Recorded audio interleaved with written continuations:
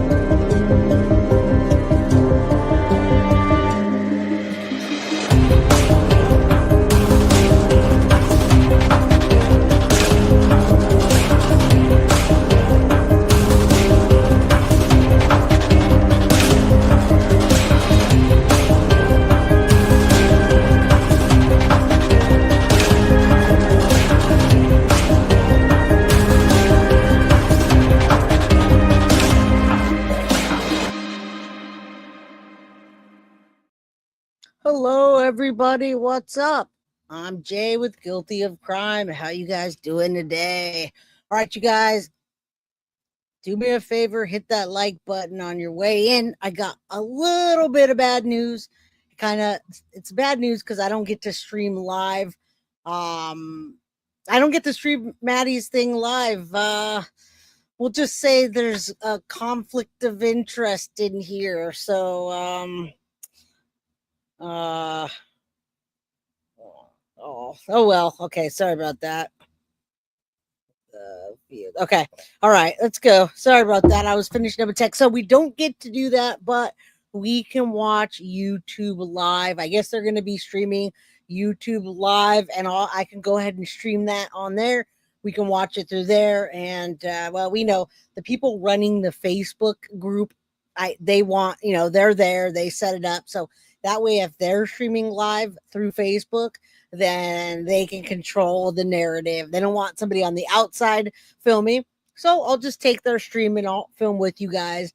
And probably better if I host it, I can control the timing and the people, and you can chat. So we will do it. I just won't get preferential view. It will be whatever they're doing. So anyway, this is about Maddie. Today we're talking about why did mom Jen Soto let ex-boyfriend have cuddling sleepovers with her 13-year-old daughter, Maddie. All right, you guys, remember, we're creating the narrative here for the people in the future that talk about this case. We're going to hit the like, subscribe, share with our community. And what people know about this case and how we document it is very, very important. So let me say hi to everybody. What's up, Randy B? How you doing? Profe Frere, what's up? Crystal, I see a lot of mods in the house today. That's awesome. I'm not sure if Petty's here. I was going to message Petty to see if she's doing okay. But Petty, if you're here, say hello. Deanna, Rosie, Sherry, Chumba, Phyllis. What's up, guys? You did catch a live, and you caught a really important live today because we're documenting the story of Madeline Soto, and we're looking at Jen Soto and the things that she did that she's not yet not only prosecuted for, folks, but she's not even charged with anything. As far as we're concerned, they don't even have anything, that a case that they're looking at. That was yesterday, Foxy Amazon. That was yesterday, but I was going to text her and I got sidetracked. So, all right, that being said, Madeline Soto, let's say a prayer. You guys, as you roll in, just say a prayer with us for Maddie. We do our silent prayers because I don't want people to, to think that, or to, if they have different kinds of prayers, we don't want to do it. What's up, Ashley? How you doing? Love the hat and lippy. Oh, what's up? What's up? I keeping my head warm. I can wear t-shirts in California when it's cold with a t-shirt and a beanie and on perfect temperature. So how you doing, Aquarius? Hurricane, not yet, but it's coming for Raggedy Jen. Right. We're going to talk about that a whole bunch today. We're going to talk about that again tomorrow. Then Friday, you guys, we're going to have call-ins on Friday. So I will do a thumbnail that has the call-in number. So please be prepared for a call-in on Friday about the Madeline Soto case. You guys, it's finally coming on Guilty of Crime. You can get out all the stuff you want to get out on the phone with me, Jay from Guilty of Crime. Okay, so I'm Jay from Guilty of Crime. If you didn't know and I didn't say that, all of you folks can sit there and you can call in and tell me all about it. All right. What's up, Joanna? How you doing? Alazita says it's hipster. Well, it's warm. It keeps me warm. All right. I don't know if I can be hipster at 45, but hey, Tiff, how you doing, girl? All right. Freezing in Dallas. Yeah, some places it's like snowing right now. So California is not like that. What's up? Yes, 4 p.m. Call in Friday. Madeline Soto case. We just hit 111 people in chat. Say a prayer. That's remembering Maddie. Okay, guys? All right, we're telling another story today, and I listen when you guys talk about what you like and what you want to see. And if you've seen it, if you haven't, today we're doing this time with Rotten Mango. This is a channel that has millions of viewers, and she tells stories, right? We do more news and helping the victims, and she's more of a storyteller. Her channel has lots and lots of stories about true crime.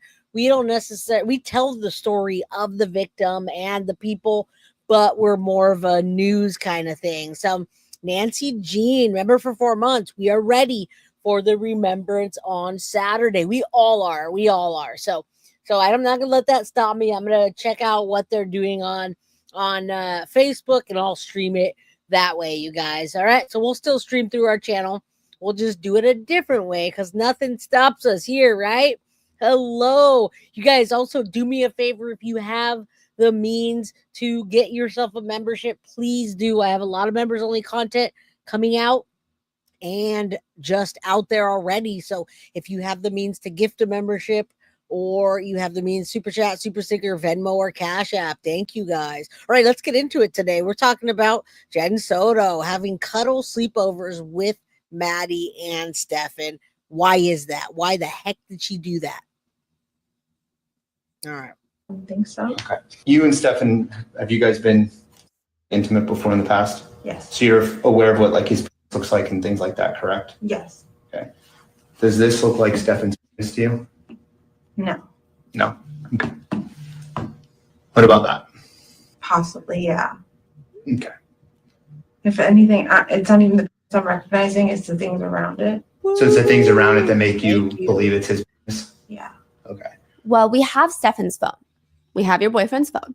We were able to get into his phone, and there are some very unfortunate. Now remember, it's ex-boyfriend. I completely have to thank you, Carly, for the Guilty of Crime membership. And 420 is a membership we gift every day at 420. Foxy Amazon gifts it in memory of her brother. She can tell you a little better, but it's a 4:20 p.m. She gifts that membership. All right.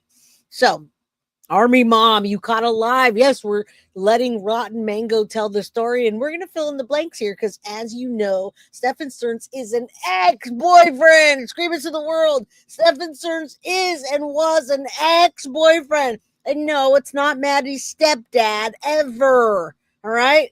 He's just the weird predator chomo that chose Maddie. Thank you, Cat H, for becoming a member. Let's go. I'm going to correct these storytellers every time. Graphic pictures of him conducting very sexual acts with Maddie. Maddie, the one that had gone missing recently in Florida. The missing persons case that everybody is talking about. Look, I wish I could tell you this is all a made-up story, Jennifer, but it's not. Jennifer, did you ever yes. suspect anything like this? No? You okay? I can't breathe. She can't breathe. Is this a surprise? What is her? Mhm. Can I see some of that evidence? What makes you believe that it's not? I thought I had to let her know.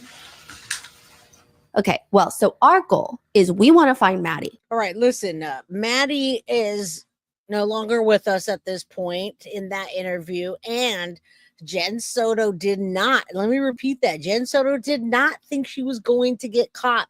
And when I say she didn't, but she didn't think Stephan was, she knew that he had erased his phone twice. She didn't think those pictures were going to come up, folks. I'm sure she could slap freaking Stephan Sterns for not deleting all his pictures.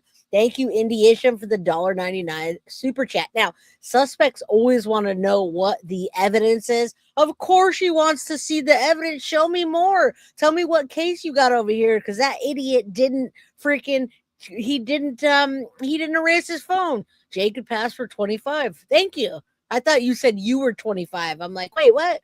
All right, let's keep going. That's crazy. Jen's crazy. And she's whispering too. So when she whispers and her tone drops, she's lying. Do you know if Stephan has any special hangout spots? No, there's no place I can think of outside of shopping at Target, anywhere else that you can think of. Nope, done. All done. Silence. What are you thinking about right now, Jennifer? How this can be true? How I missed the signs? What signs are you saying you missed? No, like I'm just saying if there were any signs, I didn't see any. I just want to, I believe you. I want to believe you, but I can't believe you till I see the actual evidence. Are you sure you want to see that? I'll go get it. Are you sure you want to see those photos? Can you tell me what's being done in the photos? She has in her mouth. Do you think he would ever hurt her? I don't think he would. No. Like, I believe you when you talk to me about those images. Those images might be real or they could have happened, but I don't believe they're related to this case. I don't think some of those pictures, Jennifer, they go back to 2022. So 2 years prior. I understand it's a lot to take in right now. I can only imagine what you're. I love her. I love this lady from Rotten Mango. She is a fantastic storyteller, and she's capturing this. Now, she's not she's a storyteller. She tells stories about true crime, and she's freaking nailing it right here. I love her. Hearts and sparkles for her. I haven't really paid much attention to her content until you guys started coming at me and saying, hey, watch Rotten Mango. We want to watch Rotten Mango. Watch Rotten Mango. So I got Rotten Mango on, and I'm like, dude, the way she's telling this from a third party is fantastic. This is how the world sees Jen Soto, and that's great. Thank you, Deanna, for becoming a new member, and shout out to Mona Cook. Welcome, you guys. Welcome to the crime crew. You're going through, but we need to know everything. Our main goal is to find Maddie and bring her back home, and we need your help. Did he mention taking her anywhere? No. I don't want to see those images, but I do. I feel like I need proof evidence, but like I'm afraid of being traumatized forever, so I'm not sure what to do. If you guys have found evidence of him being in front of the store like he said he was, like it's possible that his story might be true and somebody else could have taken her. Like I'm just thinking, like, what if we're focusing, like, okay, things happen, right? But what if that's completely a side thing and not having to do with this, like her missing? The authorities are quiet. It's a very odd reaction to have, because the person who is missing is Jennifer's own daughter, who is 13 years old, and Stephan is Jennifer's 37-year-old boyfriend. Jennifer says, and I repeat for you, like, okay, this happened, right? But what if that's completely like a side thing and not having to do with this, like her being missing? I believe he did this stuff, but I don't believe he had done anything evil to her. This is the case of Madeline Soto. Yes, it is the case of Madeline Soto, and Rotten Mango, you freaking rock. Thank you for telling this story. So very important story. She's telling this story to the world, you guys. This is important to document. It's important to tell Maddie's story and get it out there. We want everyone to know about this, right? So the more people, absolutely the better. This is fantastic. All right, we're going to document this together. We'll make any corrections that we see in this case. And tomorrow we're going to talk about the evil that Jen Soto refers to and the time of death for Madeline Soto. We're going to talk about how she died, when she died, and what the significance of that is, you guys. All right, so let's do this all together. Welcome all Crime Crew members to our family. All right, let's do this. Let's keep going. Spiraling, then there's other major. Hold on. on. I just Sterns are sitting in front of the camera. They're talking to Fox 35. They're talking to all the local news networks that are calling them to help us find Jennifer's 13-year-old daughter, Madeline Soto. Maddie Soto. She is missing. Look, this area in Florida, there is so much that can happen. Some say because of its close proximity to Disney World, it's near Orlando. Some say it's a hub for human trafficking. Kids get snatched to be sold. Yeah. There's all these conspiracies. There's rumors. You go online, you're going to be spiraling down these rabbit holes. right. And if you're not spiraling, then there's other major considerations you have to factor in, like Alligator Lake. Alligator Lake in Yes. Florida is a pretty small lake, but it's got at least 300 alligators in there in one singular lake. It lives up to the name. It's advised that if you walk your dog around the lake, don't put your dog too close to the water's edge. You just never know what the alligators are going to consume. So Or yeah, what a you're missing gonna child anywhere, but also near Disney World, near alligator lakes, especially concerning, and time is of the essence. Jennifer is doing a Zoom call with Fox 35 from, it appears to be her kitchen. Her boyfriend, Stephan, is sitting right behind her. And I do want to say this girl that's storytelling is great. What she's saying, and time is of an essence here. And Jen Soto doesn't care about time. There's no kind of concern. As a matter of fact, she talked about talking to Maddie about World War III, and she might go out to the woods. Why didn't she go to those woods, you guys? Why didn't she walk to those woods and go look? Why didn't she go where they used to go hiking? Why is she sitting there on the news, not saying Maddie's name, with no sense of urgency, comforting Stephan Sterns, you guys? Why? All right, let's keep going. This is crazy. So this is interesting. He's not really sitting right behind her, as in they're both doing the interview. He's just kind of in the background. Like when you're on a Zoom call with work people and someone walks into the room and you have to kind of glance back, like, what are you doing? Why are you in this room? Hello, I'm in a Zoom. That's how he's just sitting in the background, half on screen, half not on screen. What is he doing? Just cracking his knuckles. Yeah, cracking his knuckles. That's Okay, Jen, go ahead and tell us what's going on with Maddie. Monday morning, we took her to school. We dropped her off close to school, across the street from the church, which is it's right next to the school. She crossed the street and no walked to details. school, what we thought walked to school. Thank you. My boyfriend who drove her to school drove away at that point. I went to pick her up after school, and she wasn't there. I emailed one of her teachers. You guys, she said like 6 words to get to that whole story. Dropped her. I mean, literally, did you guys hear that? I hope you hear the rest of that, because all I hear is walking there, done, end of story. There's nothing. There's no words in between to describe how she feels, which is a huge telltale that she's lying, you guys. She's lying. There's no emotion. She's not even talking about when that happened, how she felt. That usually is, it's the same old scripted story. Unbelievable. Every time I watch this, I catch something else. Staying on script. I love that. And welcome. Oh, Desiree gifted a Guilty of Crime membership. Welcome more members. Let's go. Listen to the in her story. They confirmed that she was absent all day. At that point is when I called 911 because I realized something was truly wrong. So she sounds pretty straightforward. Okay. You could almost mistake her as a detective recounting what happened. Yes. But maybe not as professional, but definitely a little detached emotionally. Mm-hmm. And this just happened, or how long has it been? A few hours. I hate to ask this, but is she the type that would run away? Is this something that has happened in the past? Never. She's never ever mentioned anything like this before, and she's not the type to want to do this. All right, you guys, I'm going to roll this for a minute. I'm going to walk off. I got to talk to my contractor. I'll be right back. You guys keep the chat going. Let's go. I'll be right back. She did accidentally leave her phone on Monday, which is kind of normal for her. She's got ADHD and very forgetful. So she left her phone at home. So there's no way to trace her. Jen, what is your fear? I know you said that she's on games and stuff. Do you fear that she could have met somebody and tried to meet up with them? She's open with us about, if she's got a crush with anyone. And she told us she had a crush on someone at school. And I looked at their messages. Nothing was weird. I looked at all of her messages, all of her deleted messages. Nothing seemed weird. It didn't seem like she was talking to anyone. I feel like she may have been taken because this is not like her at all to just disappear and not let us know where she's going or who she's with. I'm just contacting the news, to get the word out, to get some help, because I'm desperate. I'm a wreck right now. So you think that she's been taken against her will? I'm trying to hope for the best, but I'm scared for her. I want her to be okay. I want her to be safe. I don't want her to come back harmed. I just want her back. Whatever that means. I just want her back. Are you going to go out there and search or look? Are you sticking by the phone? What are you doing?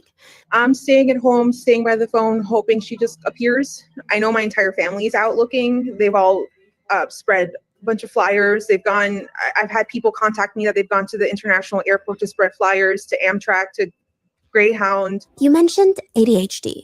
Was there anything else maybe mentally going on that you knew of? She does suffer from anxiety, and once upon a time she still on was Jen. diagnosed with autism. We had her reevaluated a few months ago, actually, and they told us no, she didn't have autism, but she did have some autistic traits. She did have ADHD, some autistic traits, but not autism. Very weird.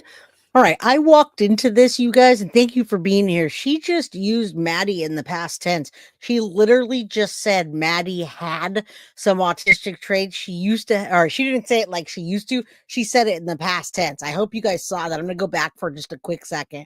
She literally said that like if Maddie is no longer with us. Now, remember, this Fox 35 lady, you guys, she freaking, yeah, she's talking fast. This Fox 35 lady is the one that called the police officers, called the law enforcement, and said something is wrong with that couple. Something's going on. I'm calling to report them. And she listed off the things that were wrong.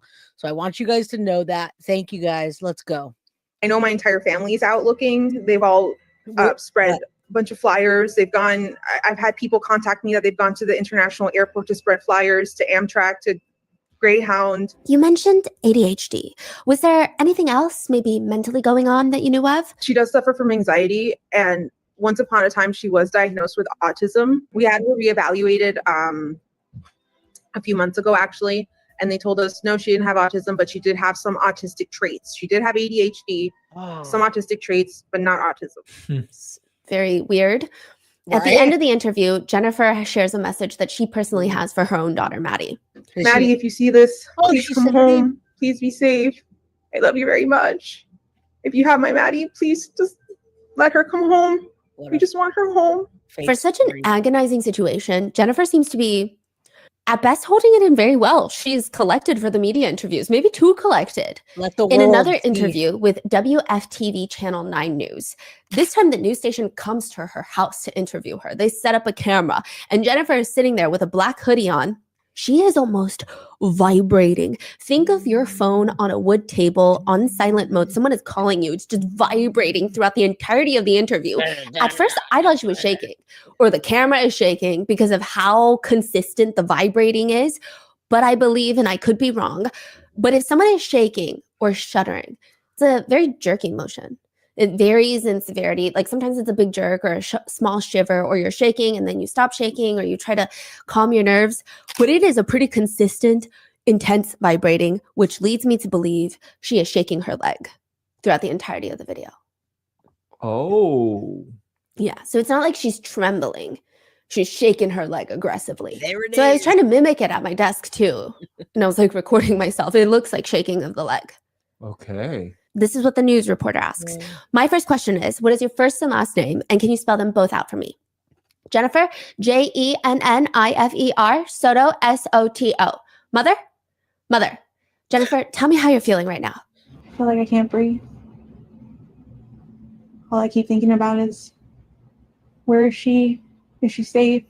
Is she okay? And that can't breathe later came out. Before it came out, many people called me, Jay from Guilty of Crime, and said, hey, when she said that, it snapped, Jay. It snapped. She strangled her daughter. She did it. That's how it happened. She did that.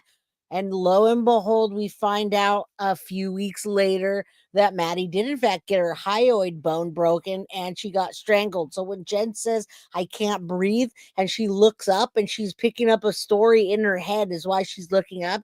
She's recalling something, in my opinion, and in many others. So watch for that. Elmo, thank you so much for the 5 Guilty of Crime memberships. Yes, many people called me from Florida, Anna Fleming, and said that's how she did it. And then right after a cause of death came out, which we're going to talk about tomorrow, by the way. It's very, very important for us to talk about that portion of this crime.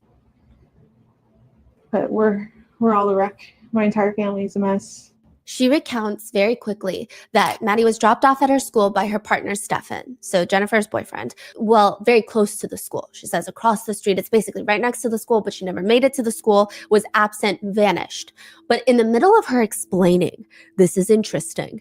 You know those grand clocks that chime every hour? Mhm. This is, I guess, a cuter, goofier version. So Jennifer works at Disney. It sounds like a Disney clock. It's like, yahoo, yahoo. And it keeps going. And Jennifer stops. She pauses, closes her eyes, and she smiles. She opens her eyes and looks at it like, oh, this is so embarrassing. And then smiles again. You're going to cut that out? Thank you, Rosie. That should be it. Sorry about that. Could you cut this out, please? And then she takes a deep breath and continues with her story. The reporter asks, Is this normal behavior? Not at all, no. She, from time to time, she will leave her cell phone at home accidentally, and that's actually what happened yesterday. So this is the next day.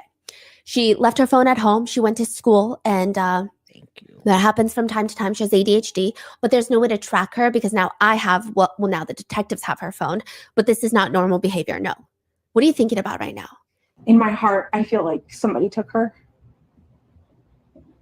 This isn't like her to just pick up and run away, or just not go to school. I know as a mother, a lot is going on in your brain, so much. To bring her back home, what have law enforcement told you that you're able to share? I mean, that they're doing the best they can. They've had detectives come out, interview us. They This lady's out of her took mind. a piece of her clothing for the canine dog to see. Again, she's being very careful. When somebody's eyes go up into their head, it means that they're thinking about something and they're trying to recall a story that they want to tell you, you guys. So I just want you to know she's storytelling as per usual, because that same story comes out over and over and over. Yes, story. Rod Mango, Stephanie's fantastic. We want the whole world to know this story, and who better than Rotten Mango to tell us this. Now I want you guys to keep on commenting in chat. I'm about to give 5 more memberships, so 5 more people are going to get memberships here for free for the month. Okay, so all you gotta do is hit that like button, subscribe, comment, and share. The more active you are, the better chance you get at winning a membership. See if they can sniff her out. I'm not sure when that's being done. We've looked everywhere we could have thought, and anywhere she would have been. She would have known to wait for me at the school. Is there anything you think our viewers would need to know about the way you're feeling, the way the family's feeling for Madeline? We are desperate for any answers, anything that you can do to help. I'm here for it. Just please. I'm at home for it. Yeah. If you see my daughter, just please bring her home. Whatever that means. I just hope you're okay, Maddie. I hope you're safe. I hope you're not hurt. Does she look more worried than yesterday? I don't know. There we go, guys. Okay, I can go back and forth. If I try to convince myself that she looks worried, but she just looks a little uneasy. Okay. Thank you, Chatterbox. Why are so many news stations interviewing them? She reached out to them the night that Maddie went missing. Her family members did. I see. To get the news out there, the word out there. And this time around, for this news station, Stephan Sterns also does an interview. He's got a black hoodie on, a full beard, and a baseball cap that's put on backwards. His eyes are really red. He's clearly, at least visually, he seems more emotional than Jennifer does. It's not a contest, but he seems somewhat distraught to the point where the reporter starts, "You seem emotional. Explain to us what happened. And I agree about that, you guys. His emotional that you can see his emotions coming out are more than Jen Soto, in my opinion. And again, I think that something happened in that room between Maddie and Stephan. He was telling police officers not too far after this that whenever Jen and Maddie have a fight, he steps into the middle of it, and that Madeline knows nothing but love in that house because he takes over from that situation. So he genuinely, not only he looks like he's crying for himself, but I truly believe with that note that Madeline, I will always miss you. I'll always miss you. I truly believe he thought he was in love with her, which many predators do. They have this sense of owning somebody, and he sure owned her. Thank you, Elmo, for the 5 guilty of crime membership. There's like 20 memberships tonight or more, guys. Let's keep going. I dropped her off. Everything looked fine when I drove away. It's the last time we saw her. His play toys. What were the conversations that y'all had in the car when you dropped her off? Not much. She was asleep for most of the way. Yes. Told her have a good day at school when she got out. I love her. She said, thanks. Love you too. That was it. That was it. And so where do you think she could possibly be? I mean, this isn't, as I was told, this isn't normal behavior. This is not normal behavior. She's not the type that would just run off. We don't know where she could be. We're scared. We just want her home. Are you, in a sense, blaming yourself? You should be. It's hard not to. Why? I dropped her off early. I could have waited longer. She looked okay. She was walking towards the school when I saw her. It was like any other day, so I went on with my day. What has the conversation been with Jennifer since? Wow. Because again, this is Jennifer's biological daughter, not Stephan's biological daughter. Yes. So you could imagine there might be some relationship turmoil. Yeah. She's been a lot stronger than me. She's been holding it together really well. See, she's comforting Stephan, you guys. She's coming in waves. This the reality keeps hitting. We don't know where she is. We don't know if she's safe. Nina, Stephan says he even went out with the cops to search for her. And was her body language off when you dropped her off at school? Happy. She had a happy weekend. She just turned 13. She had her 13th birthday party Sunday, and this was Monday that she goes missing. She was happy that we were all together here. And she's just very happy. She was a happy kid. She's very sweet. She's a very sweet girl. She brings a lot of joy to us, and that's disgusting. Just not knowing. So the unknown is killing you. Yeah, it's like our whole world is upside down. Dude, this is creepy in Not feeling her hindsight. presence here is. Sorry. And he just did a verbal leakage, by the way. He said not feeling her presence, and then he started crying. And we know that her presence is gone because her life was taken in that house that morning, you guys. Her life drained from her, and he had to carry her outside, and he also had to move her body from the front to the trunk when he did that, and then back outside when he dumped her body, as Jennifer Soto likes to call it. Now, somebody emailed me earlier and said, Jay, the Woody Allen situation, Mia Farrow actually found photos, explicit photos of Woody Allen and his stepdaughter, now wife, right? So that's the Woody Allen situation. When she says that, I'm sure she found photos, you guys. She saw Maddie showing pictures of abuse, and she let it happen because she wanted what she wanted from Stephan Sterns. All right. It's hard. What do you want our viewers to know when they see this? She's a sweetheart. She's a very sweet, kind girl. Yes. It's a living nightmare. Yeah, They you're in started trouble off like now. any other. I just want to wake up. Exactly. Just get hit with waves of the reality. Just it's setting in. That she's no It longer. got dark last night. We started falling apart. This is ridiculous. We knew it wasn't going to come to an end. And now we're going on 24 hours and still nothing. Just conflicting reports here and there. People saying they see this or that. None of it's conclusive and none of it's helpful. Yeah, because she's gone. You Just dumped want her a baby body. girl back. Our baby. When these girl. interviews are posted, I will say, we as netizens do seem to have collectively conspiracy tinted glasses these days. A lot of people were just spreading the word in the local area, but some netizens were confused, especially on TikTok. And there were fights, people saying, how dare you question people? How dare you question the poor grieving family? And there were arguments. Oh yeah, Like there's day still one, people are arguing. Yes. Whoa. I would say a smaller minority of people were pointing out weird things. I think a lot of people were thinking it, they just couldn't say it. So a lot of people were saying it in, she looks like maybe she's still processing a lot of the shock. But the more opinionated comments read, mom seems very calm and shaking seems more of like a nervous thing. Nervous about something rather than upset that her daughter is missing. Scared for herself. Another one reads, this doesn't feel right. I'm getting bad vibes from the mom. I know everyone reacts differently, but the mom doesn't even seem upset.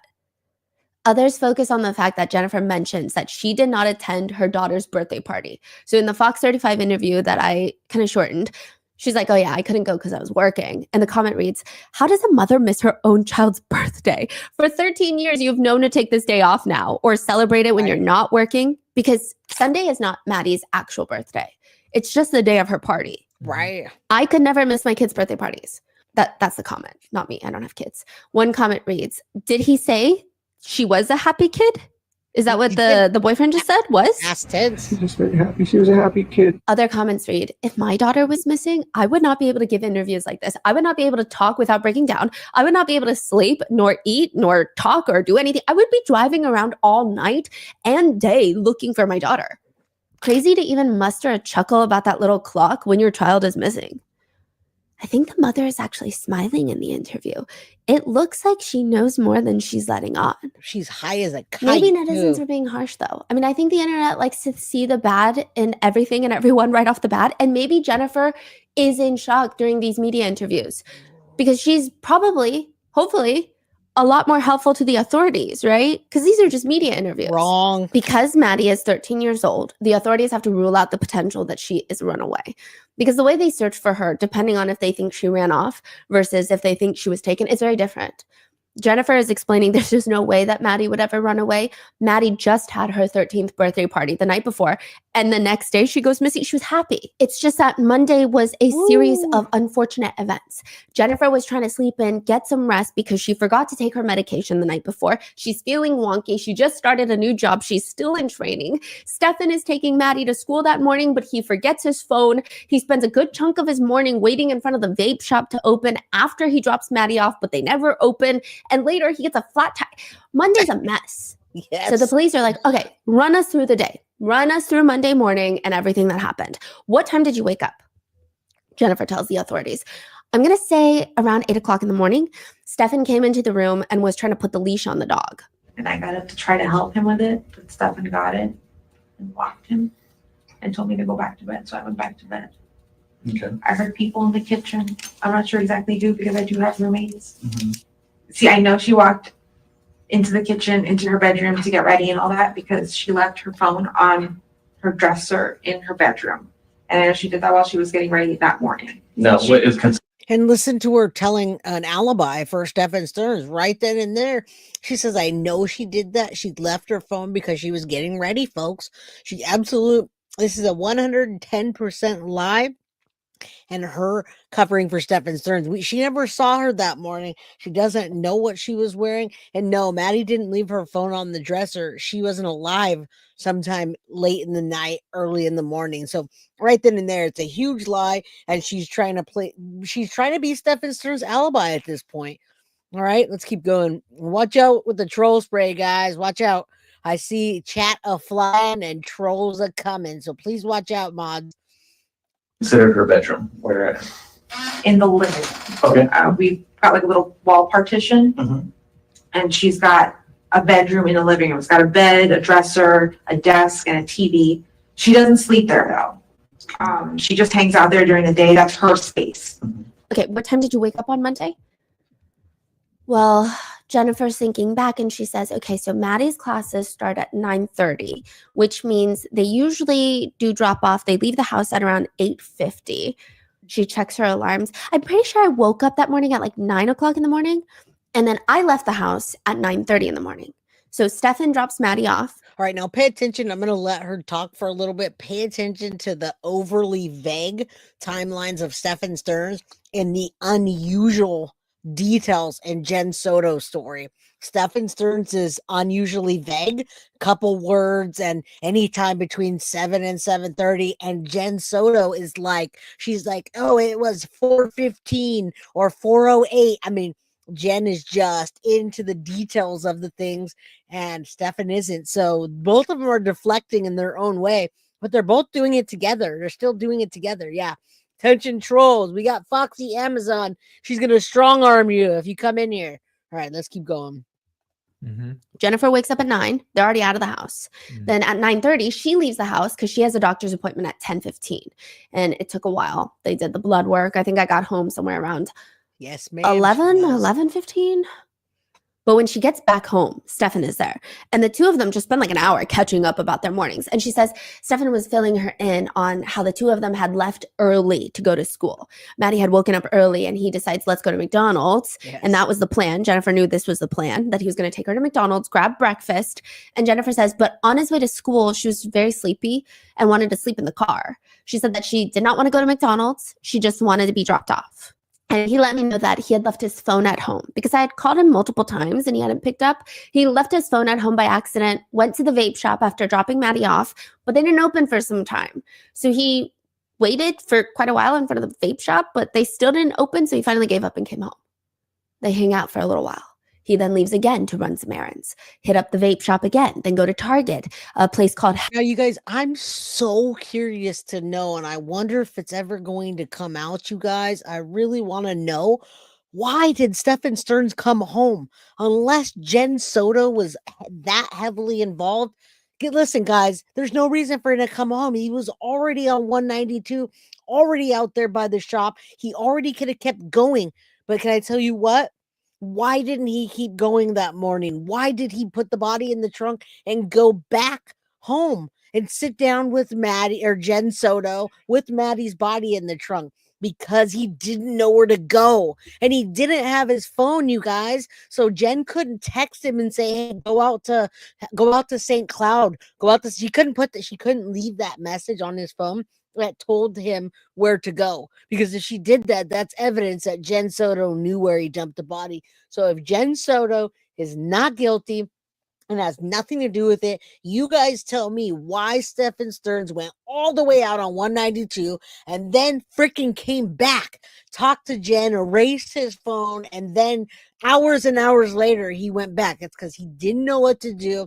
He didn't know where to go, and Jen orchestrated. They came up with a plan, scripted it, and then he went back out. He didn't plan on catching a flat tire, and so he didn't make it to where the Gators were. That's the only freaking reason. That's the only reasonable. There's only reasonable assumption, because he came home. Why would you come home? That doesn't make any sense. House rules. It's a game shop. They sell board games. Then he's going to be home before Jennifer does pickup for Maddie. Exactly. Or at least that is the plan. He didn't know where to flat go. tire on the way back. So Jennifer goes to pick up Maddie by herself. So what time do you leave the house to go? Thank you, Rachel. 2:30. 2:30? Yeah, she gets out at 4. 2:30. Gets out about 20 at minutes to 4. get to school, and then I wait about an hour and 10 minutes. Why does she go so early? Yeah. She likes to be at the front of the line. So if you know school pickup in America, Oh. you got to wait in line. There's like a parade of cars. I see. And I realized I was holding up the line because everybody behind me, their kids had gotten in their car and they needed to get out of the line. But because I was first in line, I was holding up the line. So after that, I'm going to say at about 4:10, she waits about 15 minutes. Alibi. She feels like she can't wait any longer. Maybe Maddie didn't know that Jennifer was picking her up. So she took a side door out of the school and started walking home. Jennifer puts her car in drive, starts heading along the path that Maddie normally takes when she does have to walk home. She spends another 30 minutes waiting to see if Maddie is going to be seen walking, and nothing. Maddie is nowhere. This is when Jennifer starts freaking out. She calls Maddie and she's like, Maddie left her phone at home. I have her phone in the car with me, so I can't even call her. Okay, that's fine. She calls Maddie's best friend, who tells her, Mrs. Soto, Maddie never came to school today. What do you mean? She never made it to any of her classes, any of her periods, nothing? Jennifer tells the officer, at this point, I started to panic because I knew something was wrong. I emailed one of her teachers. A few of her teachers actually, well, one of them responded to me. He said she didn't make it at all. Is it common for her to not have her phone? Yeah, she's got ADHD. Yes. She's super forgetful. She doesn't even realize that she's in the shower for a whole hour. She loses track of time. She's very forgetful. That day, a missing persons report is filed for Maddie, a day after her birthday party, and actually 4 days after her actual birthday, when she turned 13. The incident report reads, February 26, 2023, at approximately 8 a.m., Jennifer observed and last saw Maddie getting dressed for school. Stephan Sterns takes Maddie to school, dropping her off near the intersection of Town Loop Boulevard and Hunters Park Lane at approximately 8:30 a.m. The official written statement that Jennifer writes by hand for the police is, today around 8 a.m., I saw Maddie getting ready for school. And right there, she's covering for Stephan Sterns. She did not know that those pictures were going to be on the phone when the cops checked them. She was sure that they deleted everything, you guys. She was very sure because she was right there, deleted them. So why not cover for him? They're not going to find a body anytime soon. You know what I'm saying? Right then and there, flat tire was divine intervention, thanks to Thomas Karras. And Tara, it does make me sick. She knew. Stephan Sterns went and dumped the body while Jen Soto was creating an alibi for herself by going to pick up Maddie because she didn't know. Remember? How could she have known? I'm not sure what time they departed. Stephan Sterns took her to school and dropped her off close to the school at around 8:30 to 8:45 a.m. She never made it to school. I went to pick her up at around 4 p.m. to pick her up, and she never came out. I searched the area, went to my mother's office to look for Maddie, and could not find her. Have you ever had those moments? You meet someone, and they smile at you, but the smile feels like their lips are smiling, but their eyes are laser sharp, just digging into you. And then throughout the day, they say these really weird things or like tiny little micro expressions, and you just get a bad feeling about them. But when you try to explain it to someone, I thought he was creepy. He kept saying, you look really, really good today. Okay, maybe they're just trying to be nice to you. No, but it's the way that they were smirking, like they didn't, like they meant something else. Maybe they were being sarcastic. It was weird. You're probably thinking too deep into it. What's wrong with you? And then later, they were saying things like, well, if people tried better to look better, then I wouldn't have Like, what does that even mean? They're not talking about you. Like, there's always, it just sounds like you're crazy. Like you're trying to make it about you. Nothing that they're doing is inherently that suspicious or that unsettling. It's just a collection of everything. You're saying like there's some people this action is just off. Yeah, and then makes you feel off. And you try to tell your friend about it, and they're like, "You're thinking into it. They're just being nice. They're not talking about you. Not everything is." Because what she's talking about here is circumstantial. And Dawn, that's why Jen Soto is not arrested, because it's circumstantial evidence. There's nothing hard to show that she knew about the Maddie's life being taken. Everybody left their cell phones. They left Maddie's cell phone at home. Stephan left his cell phone, and Jen's cell phone was at home with her. And then, in my opinion, she created an alibi and went to that blood appointment. She knew what she was doing. She was getting out of the house for 45 minutes to go do that. She canceled her Botox appointment that day, saying that she didn't have the money to do it, when in fact she had Maddie's money from her birthday. So that's a lie. And then she doesn't seem like the kind of mom to me that would wait at a school for over an hour for her daughter. No, she was creating an alibi all along, all this. So it's all circumstantial. You can't create a case on that. Yeah, it just doesn't work. It's about you. You're being weird. Okay. And you're like, no, I don't know how to explain this, but all of it combined, you don't have a good feeling about it. And that is how this case feels to the authorities. Yeah. First, the setup of the house, it's a 4-bedroom house. One room is on the first floor along with the kitchen and the living room. That bedroom, the first bedroom, is occupied by Jennifer. Then you go upstairs, you have 3 more bedrooms. Outside each room, there are numbers, literal numbers hanging on the walls. Number 2, number 3, number 4. So 2 and 3 are rented out by 2 female roommates. Number 4 used to be empty, but it's on and off again Stephan's room. When he's not sharing Jennifer's room, he's in room number 4. It could be considered a guest room. So where's Maddie's room? In the living room. Welcome, Tommy. There's these 2 room dividers just haphazardly set up in the middle of the living room. That's Maddie's room. Behind this partition is Maddie's bed, a dresser, a nightstand, some of her clothes. I do want to mention this is not like a flex space in New York City. It's just 2 partitions. You could see through the top. You could see through the sides. It's not at all private, which I'm sure is pretty important to the development of a 13-year-old girl. It's kind of strange. It's odd, especially when you consider the fact that room number 4 was relatively empty most of the time. So why not just use it as Maddie's room? And side note, this whole house is owned by Jennifer's dad. He rents it out to everybody, including his own daughter. So I believe he collects rent money from Jennifer every single month. But even more the reason that Jennifer could make that Maddie's room number 4. It just seems odd that Maddie doesn't get to have her own room. It's weird. It's like living in a 2-bedroom apartment with. Now, I feel like that's a punishment for Maddie. That was a punishment for Maddie, folks, in my opinion. She said, hey, if you're not going to sleep in your room anyway, and you're just going to come and sleep with us in the bed, or you're going to sleep with Stephan because you got to have somebody you can't sleep alone, then I'm going to put your room out there. You don't get a freaking room. We're going to rent it out. I've heard that before. I've heard that, and her and Maddie went at it. Stephan let that out. He leaked that out that they'd fight a lot. Even the friends said they had a lot of bickering going on. All right, now let's keep going. Thank you guys for being here. Thank you, Amber Tetlow, for the $5 Cash App. I appreciate that. Yeah, but Jen didn't want her in the bed anymore. She didn't want to risk it, and she needed to sleep with someone. But Jen's biggest fear was the Mia Farrow, Woody Allen situation. She was jealous. She was jealous all the attention, and it was romantic attention at that. And she knew it. She knew it, guys. You and your child, but instead of giving the child the other bedroom, you leave it as a guest room for your boyfriend whenever he wants to use it. One of the more seasoned detectives takes one look at the Fox 35 news segment, and he says, it's not sincere. I mean, looking at that video one time, Jennifer's cries don't feel sincere. He says he's unsure why, though. The thing that he's learned is sometimes people struggle to show real emotion when they're aware of what the truth is. Yep. Even when another officer is interviewing her, she's explaining how Stephan went to the vape shop that morning. And these are like all the odd small things. She says after he dropped Maddie off, he goes to the vape shop.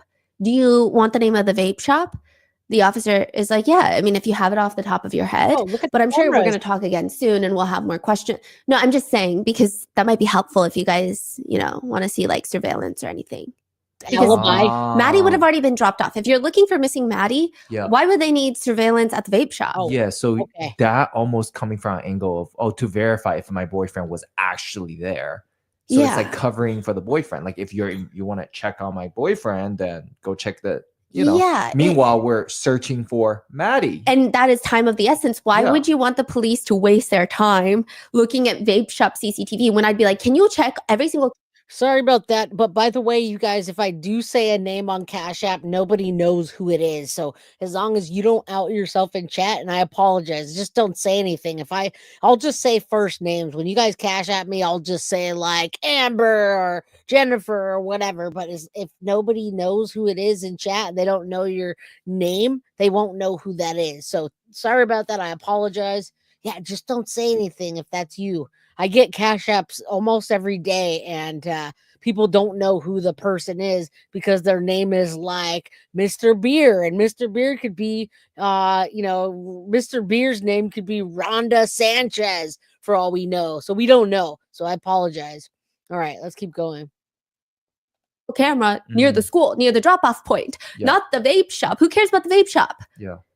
In another interrogation with an officer, Jennifer talks about how Maddie hates being alone. She says, even now, I hope she's not alone. I mean, or I don't know. I hope she's being taken care of or she's safe. I don't know. Just kind of a weird statement.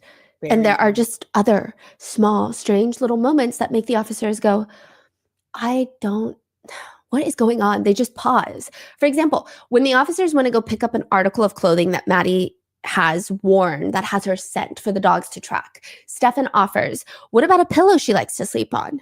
Jennifer looks at him. Yeah, but you slept on that pillow this morning. Oh, that's right. I snuggled with her pillow. Alibi. It's kind of strange verbiage. Yeah. Like, I guess if you were taking a power nap before going. No, she was trying to deter the cops from taking something that had Maddie's real scent. That was she wanted to say it was mucked up, so she wanted to say, no, Stephan, don't you remember you cuddled with Maddie's pillow? So the scent is gonna have your scent on it too. That's not a good thing. And yeah, Rhonda Sanchez in the house. Also, another person sent me a Cash App named Madeline. Another person sent me a Cash App named Diana. So thank you, all of you, Amber, Madeline, Diana, Lisa, Venus. Nobody knows who you guys are. I won't say last names. Again, I apologize. Just don't out yourself, guys. Love you and appreciate you. All right, yeah, shout out to the detective, Kevin and Kyle. If they could have stayed on this case, Kev had enough on Jen. Yes, he did. And I think that they are still building a case on Jen Soto. I'm telling you right now, they're not letting this go, you guys. They are not. All right, let's keep going. This is how the world sees Jennifer Soto. So this is what I wanted to show you. You guys recommended Rotten Mango, and I love hearing people that don't know this case at all telling this story and what they're telling. So Thomas Karras, our hero, exactly, even had an excuse for the clothes, either washed or mixed up with the other clothes, according to Jen. Again, puppet master in this case, puppet master, you guys. That's all I've been saying, and one day it's going to come out. Going back out to search and you just used a random pillow, but it's a little weird. It's like a dog snuggling with their owner's pillow. Then another officer asks Jennifer, so let me ask you this. Where all have you looked for Maddie? I've been staying at home just in case she comes home. Okay. I don't know. I see a lot of netizens being like, that's weird. And personally, I think it's weird too. If someone needs to be home just to make sure my 13-year-old child that I don't have comes home, it should be like the lowest on the totem pole person. Yeah. Like just someone in the family, stay home. Yeah. And then everybody else needs to be out searching. She says that the case has gotten so big that people will recognize her in public. She says, I don't want to be seen in public, just everyone to recognize me and know what's happening. So to answer your question, I haven't gone out looking for her because I don't know where to search. And yeah, I haven't. Another officer who's there asks, I'm just curious, why didn't you go search for her? I know you said that you didn't know where to look, but was there any other reason that you didn't want to go search? Yesterday, I went out for a little bit to go to Target to try to take my mind off of things. I went to Target to go get myself a toothbrush and deodorant. Man, When I went to Target, I her. decided, like, oh, I shouldn't be out in public. Hey, my People girl. could recognize me. It can either be good or bad what people could tell me. Now, she's afraid for herself. She's afraid for her safety, you guys. I heard that directly from her family, the Soto family, that she did not go to the memorial. She will not go to the remembrance. She did not go to the vigil. She did not go to the public funeral. They had a private funeral. She didn't go to any of that because she was afraid for her safety. And welcome, Sharon. I took some of that money that you sent me yesterday and I bought memberships for everybody. So Sharon, you guys, thank Sharon for the 5 guilty of crime memberships that I sent to you guys earlier. Yeah, not searching's a big giveaway. We've seen that before and again. And then after that, absolutely just infuriating, you guys. It's infuriating that she doesn't think people see right through her. Even this officer, he's looking at her like this mom has got something's off. I've already had people recognize me in my community, and dealing with people's heavy emotions and them coming to me and crying and telling me they're so sorry and how they feel is so heavy because like I just have to kind of stand there and take their emotions and like, I don't know, it's so heavy. I don't want my own mental health suffering right now or for me to spiral and end up being hospitalized. And she even states that Stephan mentioned going out to look for Maddie the first night that she's missing. And she said, I even questioned that. I asked him, are you sure it's a good idea? You should probably sit tight. Let's just wait and see if she comes home. But the biggest thing is the officers are going through the incident reports, and there are so many things that don't make sense. Over the course of 48 hours, multiple different detectives have spoken with Jennifer, and something is not adding up. When authorities walk through Monday morning with Jennifer, not once does she mention seeing Maddie, indicating the last time that she would have seen Maddie was not Monday morning, but Sunday night. But previously, she explains seeing Maddie getting ready for school Monday morning and even describes in detail what Maddie wore to school that day on Monday, which she dressed herself to go to school in on Monday. And in the initial report, she writes that she saw Maddie. Yeah. The officer questions her about that. When you reported her missing, you remember writing a statement? Yes. In that statement, you say you saw Maddie. I know. I misremembered. I didn't see her. But I wanted to believe I saw her, but I didn't. But when you're talking to the deputy on his body cam, you describe what she was wearing that day because she had picked it out the night before. The police still want to know why she wrote saw on the initial report. Saw. Saw is a pretty common word. She wrote that on the report, you guys, because she didn't expect them to get the evidence on Stephan Sterns' phone. This case would not have gone as quickly as it did had he deleted that evidence, had he been able to control himself and have just one folder of stuff. But he couldn't control himself, in my opinion, and he had thousands and thousands of photos, and he did delete some of them, you guys. He did delete some of them, and Jen deleted some of hers. When they sat there chit-chatting and getting their scripted story together, boy, did they delete them. But Stephan didn't do it right, and they were able to get those, and that's why Jen was so comfortable in writing a statement about her daughter. She also didn't think that Stephan Sterns was going to muck up getting Maddie's body to the Gators, you guys. All right. So that's why she was so comfortable in writing a lie. She lied. And then she went back and said, oh, no, well, that's a huge lie to tell, to say that you saw your daughter that morning getting ready for school, even that night. If she had nothing to do with it, she didn't see her that night either at all. It's not like a legal language. It's not something that you would only use when you file a police report. It's a pretty straightforward word. Yes. Did you see? Did you not see? Yes. Can I tell you my thought process on that, or where I came from with that? I was handed this form, and I'm like, where do I start? What do I write? And somebody said, tell them what you saw. And so I started with I saw. And then I wrote out what I wrote out. Now she's playing dumb. But it wasn't until later I was like, wait, I didn't see her. I assumed that I saw her. I assumed that I heard her. So very But I didn't. In reality, I didn't see her. I only saw him. And I heard something in the kitchen, but I don't know who that was. An officer clarifies with Jennifer then. Yes, you Did you will. see Maddie on Monday morning? Visually see her? No. Thank you, Synth. Did you hear her?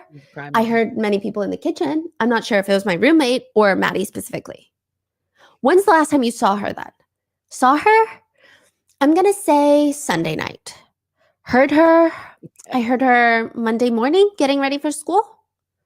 So that means the last time Jennifer Soto might have seen her child Maddie was Sunday night, the night before at 11 p.m. That's like almost a 10-hour discrepancy. Which means, how do we know if any other part of this report or timeline is factual, is true? Do you know what time torture is? I mean, technically, a lot of places have time torture. Some jails will have time torture. You just never get to know the time. To make it even worse, you block out the window so you can't tell if it's day or night. That's time torture. There's like a psychological reason that humans go crazy if they don't know what time it is. It's our inner circadian rhythm that goes out of whack.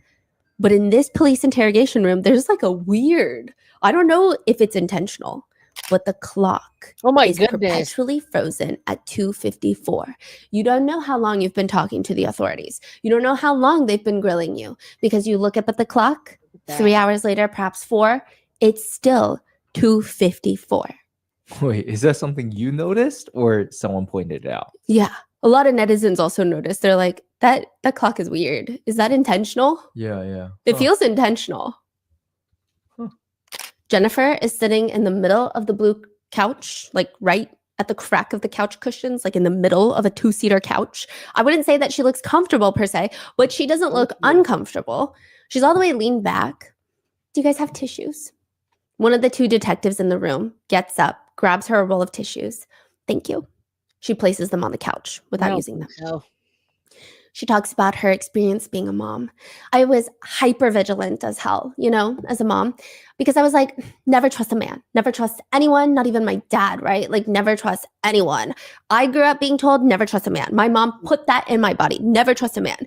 I even had a rule for the longest time. Maddie would want sleepovers, and I would be like, no, absolutely not, because I have no control, and something could really happen. And when did she give in to the sleepovers, by the way? If her biggest fear was Stephan Sterns and Maddie falling in love with each other and going off into the sunset, why would she let them have sleepovers? Was that like a reward that she knew you guys did good? Okay, I'll let you guys just be with each other. That's okay. But she's really mad at Maddie for taking the attention of Stephan. There was something in that dynamic that was way off, you guys, and there's no way that what Jen is saying, even a little bit of it's true. And if it is true, it's in a different context. She's telling us what we need to see, but the context isn't the same as what she's saying and how she's putting it. And I was very vigilant, no sleepovers, no nothing for a very long time, for years. Me being super paranoid, not to trust anyone, I just wanted to make sure nothing was happening and that I was missing something. But according to Jennifer, Maddie would always ask if she could have a sleepover because she wanted to watch movies and eat snacks. Eventually, Jennifer gets tired of saying no. And you know what? She thinks it would be nice to have Maddie do sleepovers so that Jennifer could get a good night's rest because they sleep in the same bed all the time, right? That's how Maddie's sleepovers, quote, sleepovers. That's what Jennifer calls them. Cuddle sleepover. That's how Maddie's sleepovers with Stephan start. With her own mother, Jennifer, encouraging them to go upstairs to the guest bedroom for a sleepover. The night before Maddie goes missing was a sleepover. Officers ask Jennifer, where did Maddie sleep Sunday night? I sent them to sleep upstairs in the guest bedroom so that I could get a good night's sleep.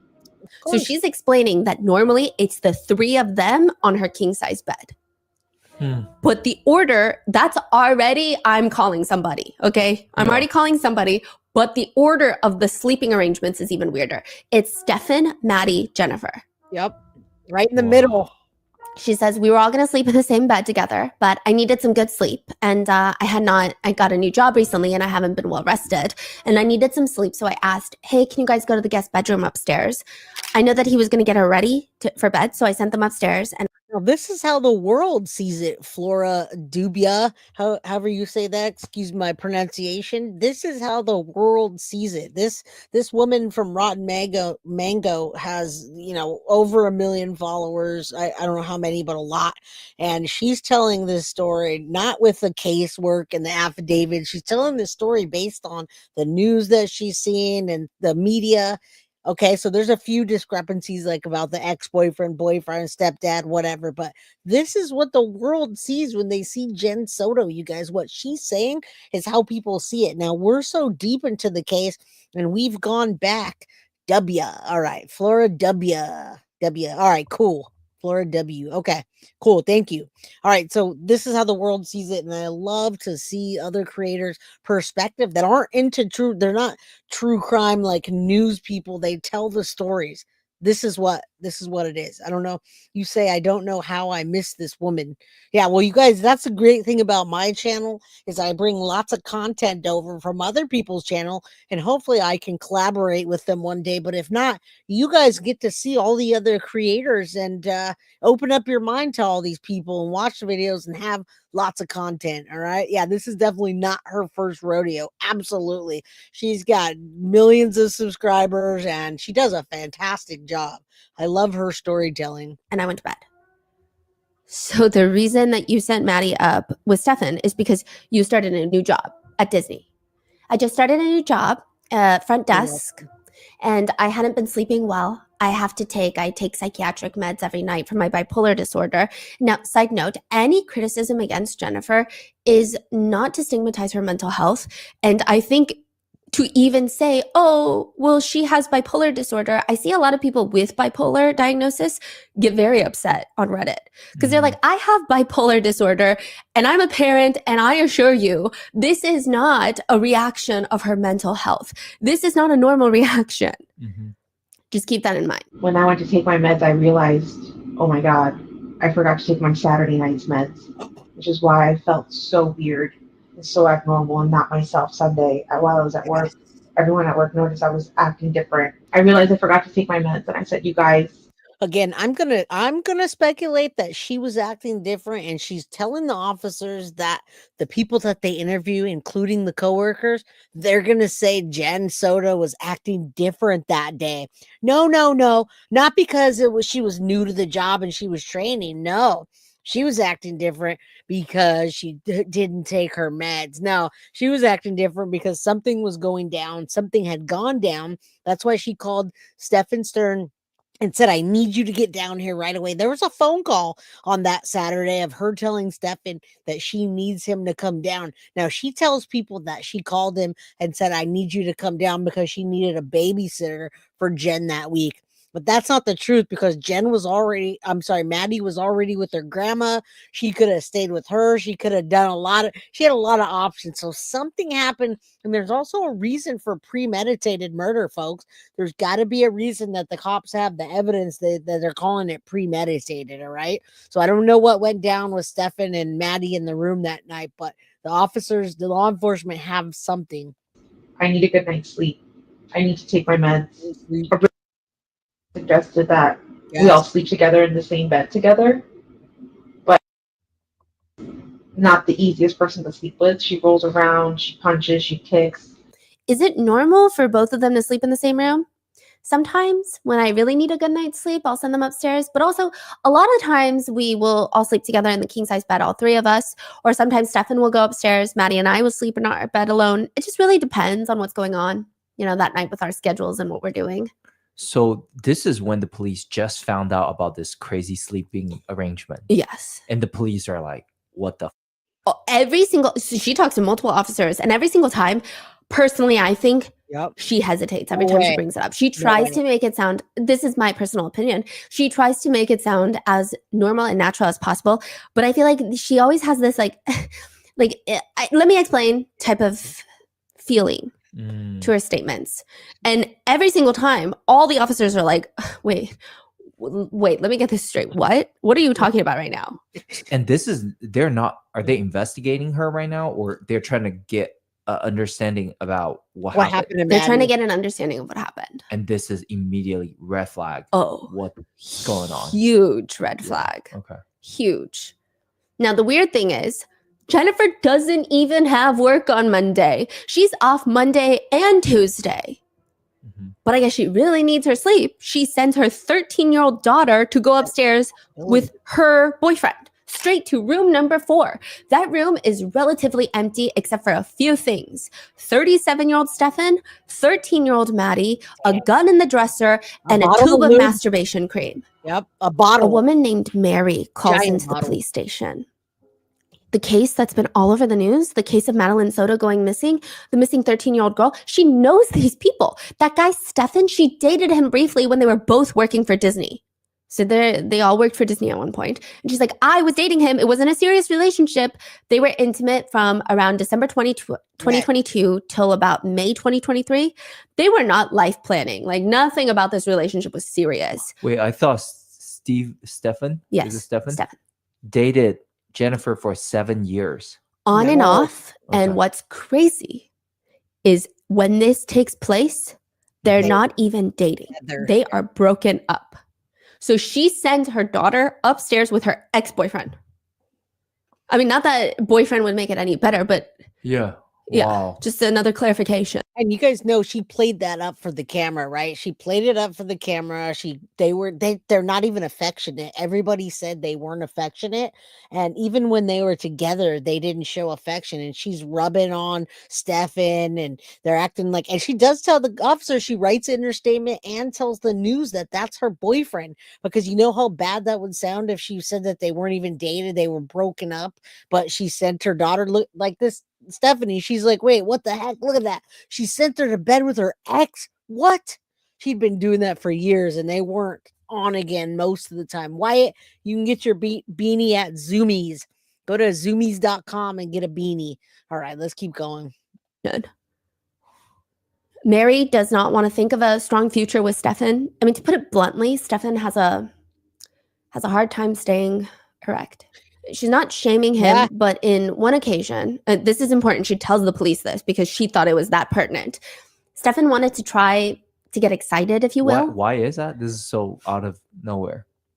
What do you mean? Like, why did she bring this up? There's a whole thing. Okay. So she explains that they tried multiple times and nothing was working. And then he's like, okay, let me try something new. I think this is going to work. Can you lay down flat on your face, Yes. just like on a plank, and play dead? Ted Don't Bundy. move. Don't do anything. Ted Bundy did that. Suddenly it works. That's the only time. Any other time, nothing.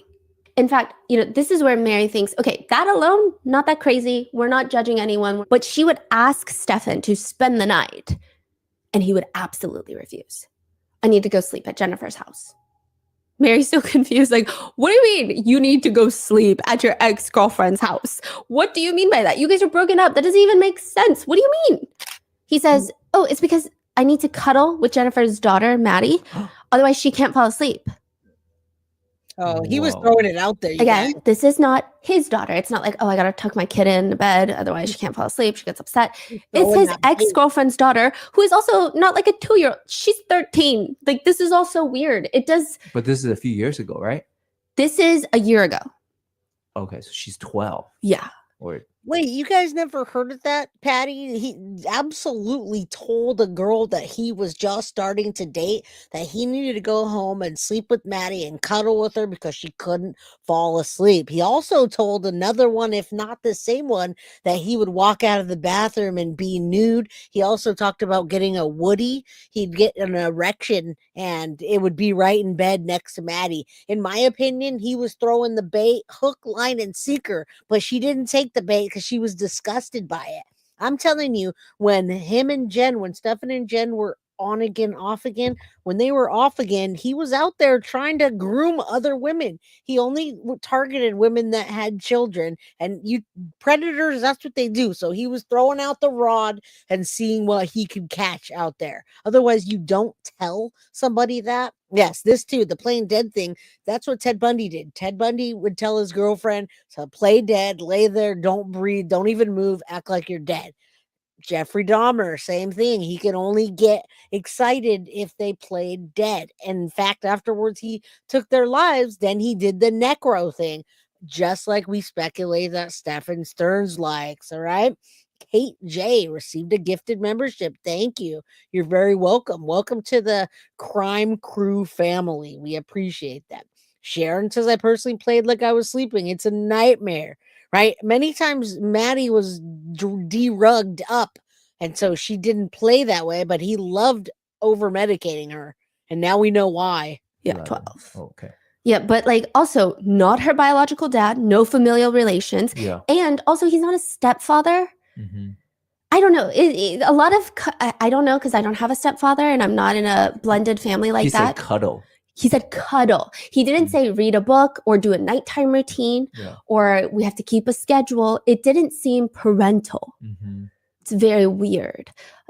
People were saying it's understandable if perhaps a stepfather for That's a necro thing, Teresa. So if you guys don't know, that's what necros like. People that like to have sex with people that are unalive.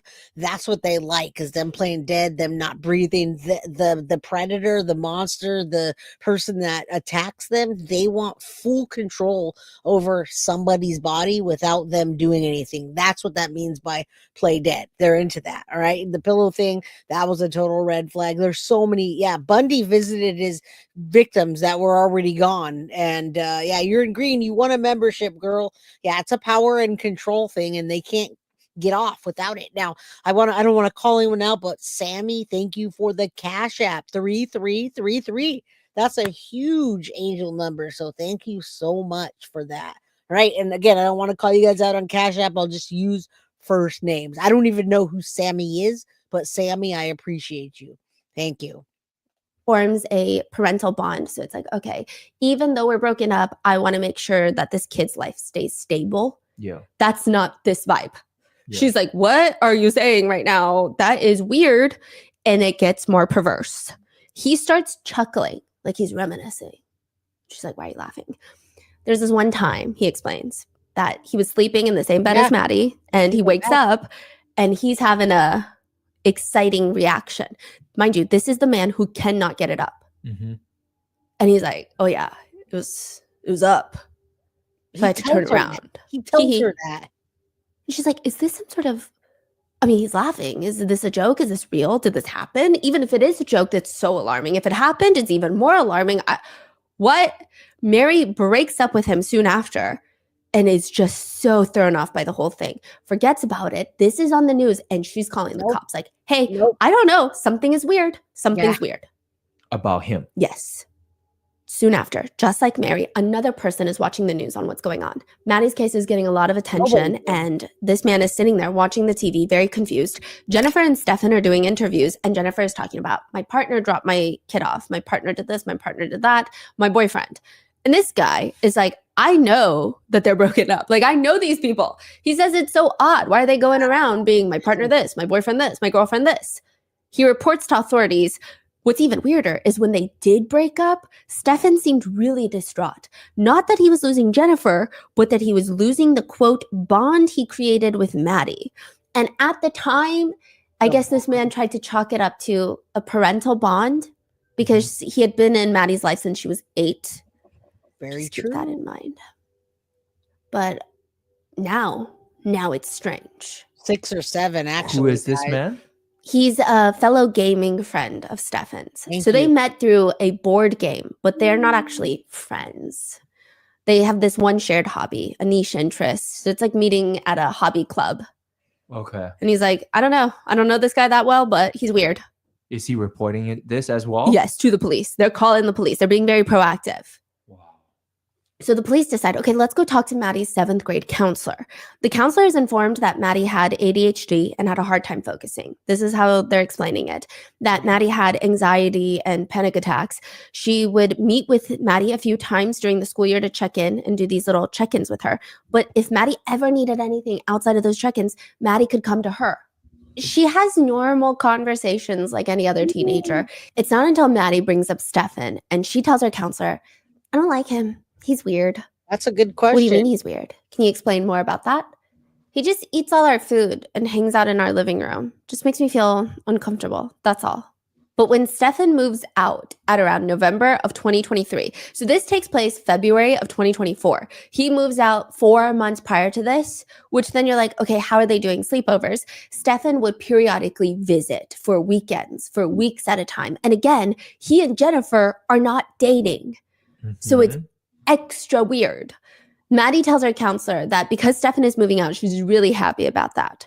The very last check-in was done at February 6, 2024, about literally 20 days before Maddie goes missing. And Maddie's grades are up. Her relationship with her mom seemed to be getting better. Everything seems to be getting better. And then Stephan, out of nowhere, decides he's going to visit for Maddie's 13th birthday. And it's very interesting because the authorities are now wondering what exactly is Stephan's relationship with Maddie. He claims he's her favorite person in the whole wide world. But just like everything else in this entire case, I am not an accountant, I'm not a mathematician, but it is so clear nothing is adding up. Right. They ask Stephan, run us through what happened that Monday morning. The incident report summarizes that Stephan tells authorities he dropped Maddie off at 8:25, 8:40 that morning, about a block away from the school. And according to Jennifer and Stephan, Maddie was going through this phase. She was embarrassed by his car, so he just drops her off where nobody can see her. The officer clarifies with Jennifer, really? When did she express that she was embarrassed? Right. Multiple times. Anytime we've been like, I think Stephan might take you to school or he might pick you up, she goes, can he pick me up far away? Can he leave me here? I don't want to be seen.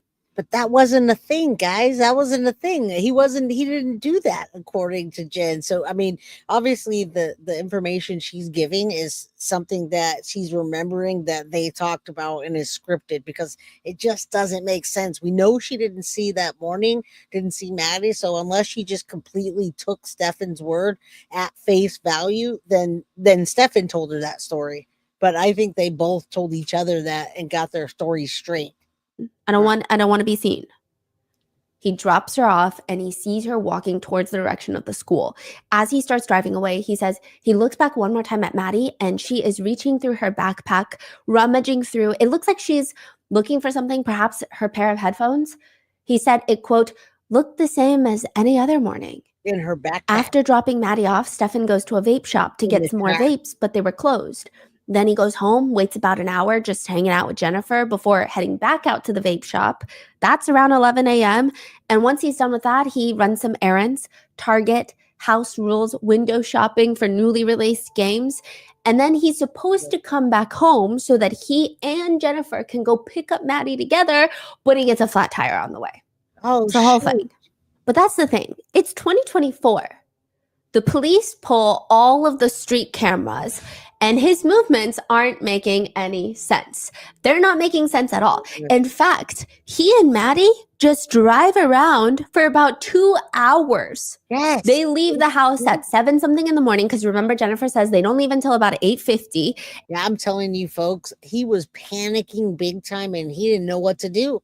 And he knew, I mean, he's watched enough CSI and crime shows to know you don't take your phone so they can't track you. You take your phone, you get tracked. So he left his phone, he left Maddie's, and he didn't know what to do. He needed Jen to fill in the blanks.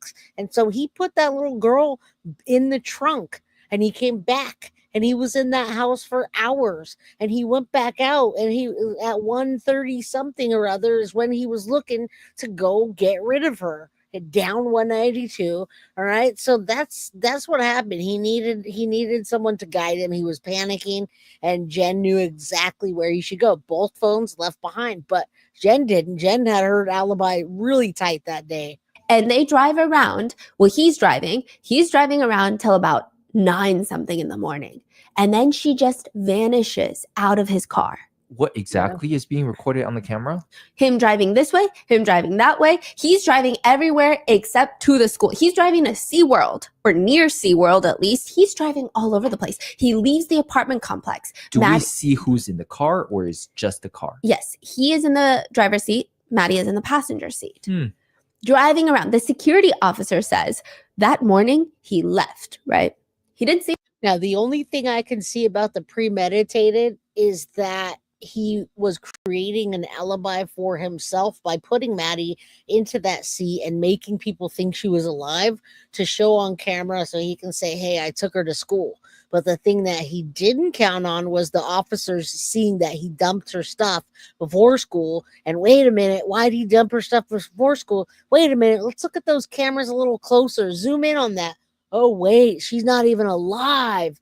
Now, if it wasn't super premeditated, because Forever True, he didn't know where to go. He had her body in the front seat. The security guy saw a body in the front seat. People that were driving past him must have seen the body in the front seat. He didn't dump her body. He didn't put her body into the trunk until 9:30 in the morning, guys.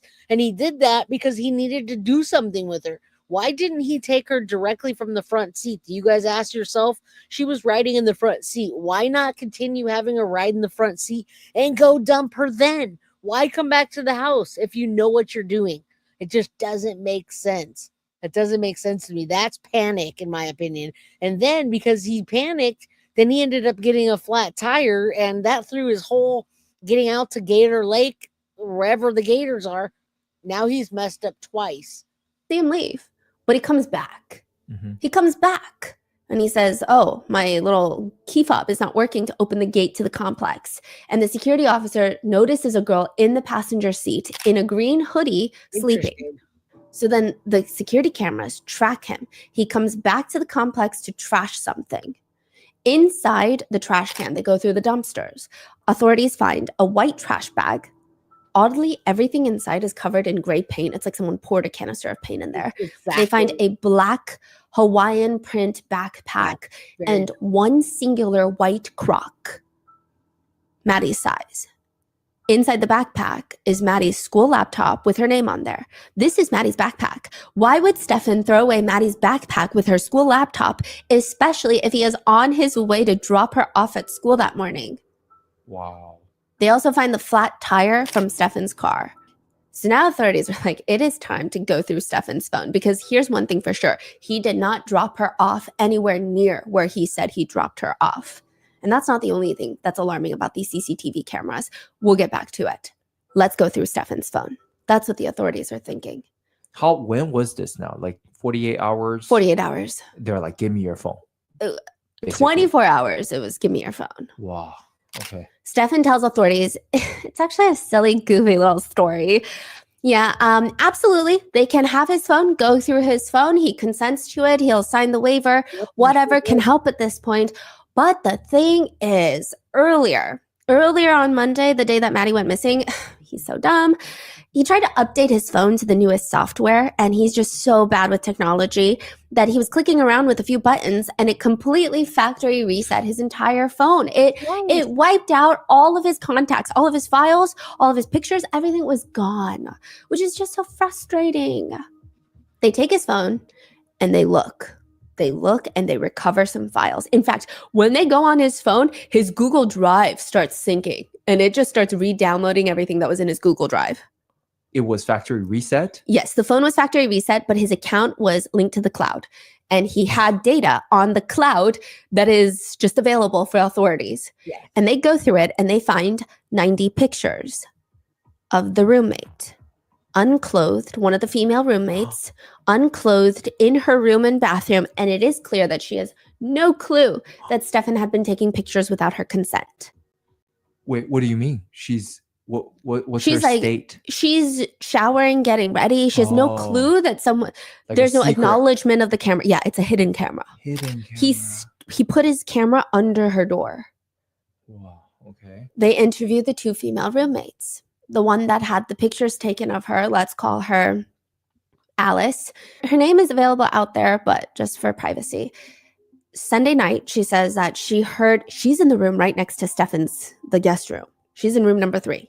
She said that she heard a few things, like people putting things on the counter, like if you put your phone on the desk, and she could hear stuff like that, but nothing that alarming. She didn't hear Maddie's voice. She just assumed that it was just Stephan in the room. She didn't hear anything out of the ordinary. But Monday morning, she did see a few things that she thought was odd. She went downstairs at around 9:30 in the morning. So Stephan is back home, and he's just going in and out of the apartment and kind of going up and down the stairs. She thought his movements were odd. Because, you know, when you track someone's movements, either they're relaxing, they go up, they do something, or they're grabbing stuff, or they're moving furniture. The movement pattern just felt odd. But what is she going to say? I mean, it's weird. And he was also doing laundry. She said he never does laundry. Never did laundry. And she's eating breakfast. She looks at the table downstairs, which normally does have stuff cluttered on there, and she sees a hammer along with a few other tools. It's just so random. She doesn't remember exactly what kind of tools they were, but she remembers hearing someone using some sort of power tool earlier that morning. It was just weird. It was different. Even Jennifer walks into the room, notices the tools, and asks Stephan, what are they doing on the And there's the tools, you guys. You were asking earlier about the tools. I don't quite know what the tools were for. I don't know if something, got broken or that was just a ruse to make noise. They got the tools out and started doing that because they were making too much noise. I have no idea what the tools were, but something's out of place there because Stephan never did his laundry, nor did he ever fix anything. Yeah, so the tools, there were tools. The roommate went on and gave her statement, and she said, I'd never seen tools. There were tools laying out. I don't remember them saying that they heard power tools. They asked, and she didn't speak English. So her English and Spanish asked, were they power tools? And I don't think she answered that, but I think at the end of it, it was not power tools.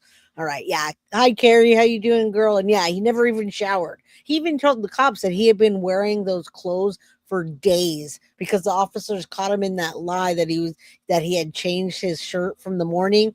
And he said, oh, wow. Yeah, I changed my shirt because I had a flat tire and it got all over. So I needed to change it. Like right after he just lied. Counter, he just responds, oh, I was just finishing up a project. Alice overhears this. And that's about it.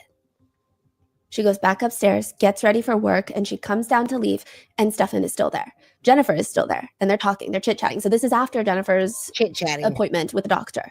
Then when she gets back home from work, Jennifer pulls Alice to the side and says, Maddie is missing. Alice feels like Jennifer seems emotional, but she said Stephan looks like he's crying, but Overall, he seems calm. Yeah, he seemed calm, but still very strange. Authorities dig deeper into his phone, and they find recent searches in the past few weeks for something called sevoflurane. Sevoflurane is an anesthetic that's used for general anesthesia. You go to the hospital, they knock you out with substances like sevoflurane. There's a reason for Stephan to be searching that term. It's not like you can just go by that. It's not like he had any upcoming operations. And additionally, he searched this anesthetic along with the phrase, show up on drug test, ? Which if you are getting an operation, you wouldn't care if it shows up on a drug test because you're like, oh yeah, I got this operation done. So of course I have this drug in my system. Now the police are more intrigued. They dig deeper into his phone and they get access to a Google Drive and they start downloading all of the files on there. About 1,700 images of CSAM, child abuse material. Files upon files, images and videos of Maddie's private parts, as well as pictures and videos of Stephan essaying Maddie. In one, Stephan is seen wearing a red and white Deadpool shirt. There's another one where Stephan's face is fully visible and he is assaulting Maddie. Eventually, they'll find 35,000 files of CSAM. It's unclear 35,000? Yes, on a separate hard drive. We're going to cover that in part 2. It's unclear if it was just of Maddie, likely not. Wow. One line on the report reads, it should be noted that these pictures and videos collected on several different dates over the course of approximately 2 years. So initially they got video. Hey, you guys, if you guys go look in the description, I've got the link to the video and I've got the link to the channel. This is Rotten Mango, guys. Rotten, M-A-N-G-O, Rotten Mango. It's all linked in the description and everything for you if you want to go check her out. She's fantastic. She's a wonderful storyteller. She's got a huge platform, and this is what the world sees. She's telling the story to the world, you guys. So this is what we're getting out of this. Now, I truly think the tools were there for an excuse of any noises. There's a good possibility he never fixed anything. He never did anything. He never did laundry. He didn't do a thing. Yeah, 17,000 of Maddie. Absolutely disgusting. And Jen didn't see anything, right? She saw none of them. Videos and pictures dating back to 2022, but it is likely much further. It is believed that the abuse dates back to when Maddie was just 8 years old. So for the past 5-ish years. One video shows an 8-year-old Maddie. The description from the court document is, he in the video is essaying Maddie by telling her that she must place his privates in her mouth for 3 seconds while he counts, or else she will lose her phone privileges unless she does this. Some incidents of the abuse that he inflicted on Maddie are obviously logged through the CSAM. These are just some of the dates of the files. It's likely that abuse occurred on dates when there was no accompanying digital evidence. So to put it simply, until the trial at the end of this year in 2025, we don't know the full extent of the abuse. June 19th, 2019, July, these are just dates that they found files of, 10 or more files. June 19th, 2019, July 2nd, 2019, July 12th, 2019, March 21, 2022, July 22nd, July 25, July 29th, July 31, August 2nd, August 10th, August 15, 16, 18. That's in 2022. June 14, 2023, June 19, 23, 26, 29, and it goes until February of 2024. In some of the pictures and videos, Maddie appears to be sleeping. So according to police reports, the CSAM and abuse was perpetrated in Stephan's room, the guest room upstairs, as well as Maddie's partitioned room in the living room. The authorities have to go through the very difficult task of telling Jennifer about all of this. And it's so interesting because when you watch all of the interrogation tapes of when she is confronted with this information that Stephan has been abusing Maddie since she was potentially just 8 years old, she has these pauses after every revelation, and you almost want to fill in the blanks for her. You want to be like, okay, in this. Yeah, we have 545 people in chat. You guys hit that like button, subscribe if you haven't, and get a membership if you can. Yeah, trolls, we're not giving energy today. We're too tired to give energy to the trolls. I see you guys. I see them popping in here and putting little snide comments about your fearless leader, Jay. Right here, Jay, guilty of crime. That's Stephanie, Rotten Mango. She's a content creator on YouTube. But yeah, we see you guys. We see you, and you're not going to get attention. We're just going to time you out. So with your rude comments, your snide comments, we see you. We see you. All right, let's keep going. Thank you guys for subscribing. She's fantastic, and this is what the world sees, period. moment, I think she's about to freak out. I think she's about to curse him out. She's about to say the most unhinged thing. She's going to threaten the most sadistic crimes against this man because that is the only thing that makes sense. But Jennifer's reactions are very strange, evidenced by a 3-hour-long police interrogation. After Jennifer finds out that Stephan has been essaying her daughter for years, she can still have small talk conversations with officers about just even stuff to do with Stephan without becoming violent. She tells an officer, he's very childish too. He loves playing video games. He loves playing board games. Yeah, that's his buddy, aka Maddie. They're very similar. They're both very childish. Like he loves board games, video games, arts and crafts, all that Right. stuff. Okay. I'm kind of a watcher. What do you mean? Like I won't play the games. I'll watch them play the games. Oh, I'm okay. I see what you're not saying. really that Yeah, way, yeah, yeah. Watcher, but huh? he's more involved with that. Wow. Yeah, they're pretty great. Again, it's weird. There's no moment of reflection and subsequent anger. Like you would imagine that she could say these things and then it slowly dawns on her, this is how he's grooming her, and it would flare up this violent anger. So when the police saw that, that's making her look very suspicious, Yes, correct? yes. Okay. And so many times it sounds like the police just don't even know what to say.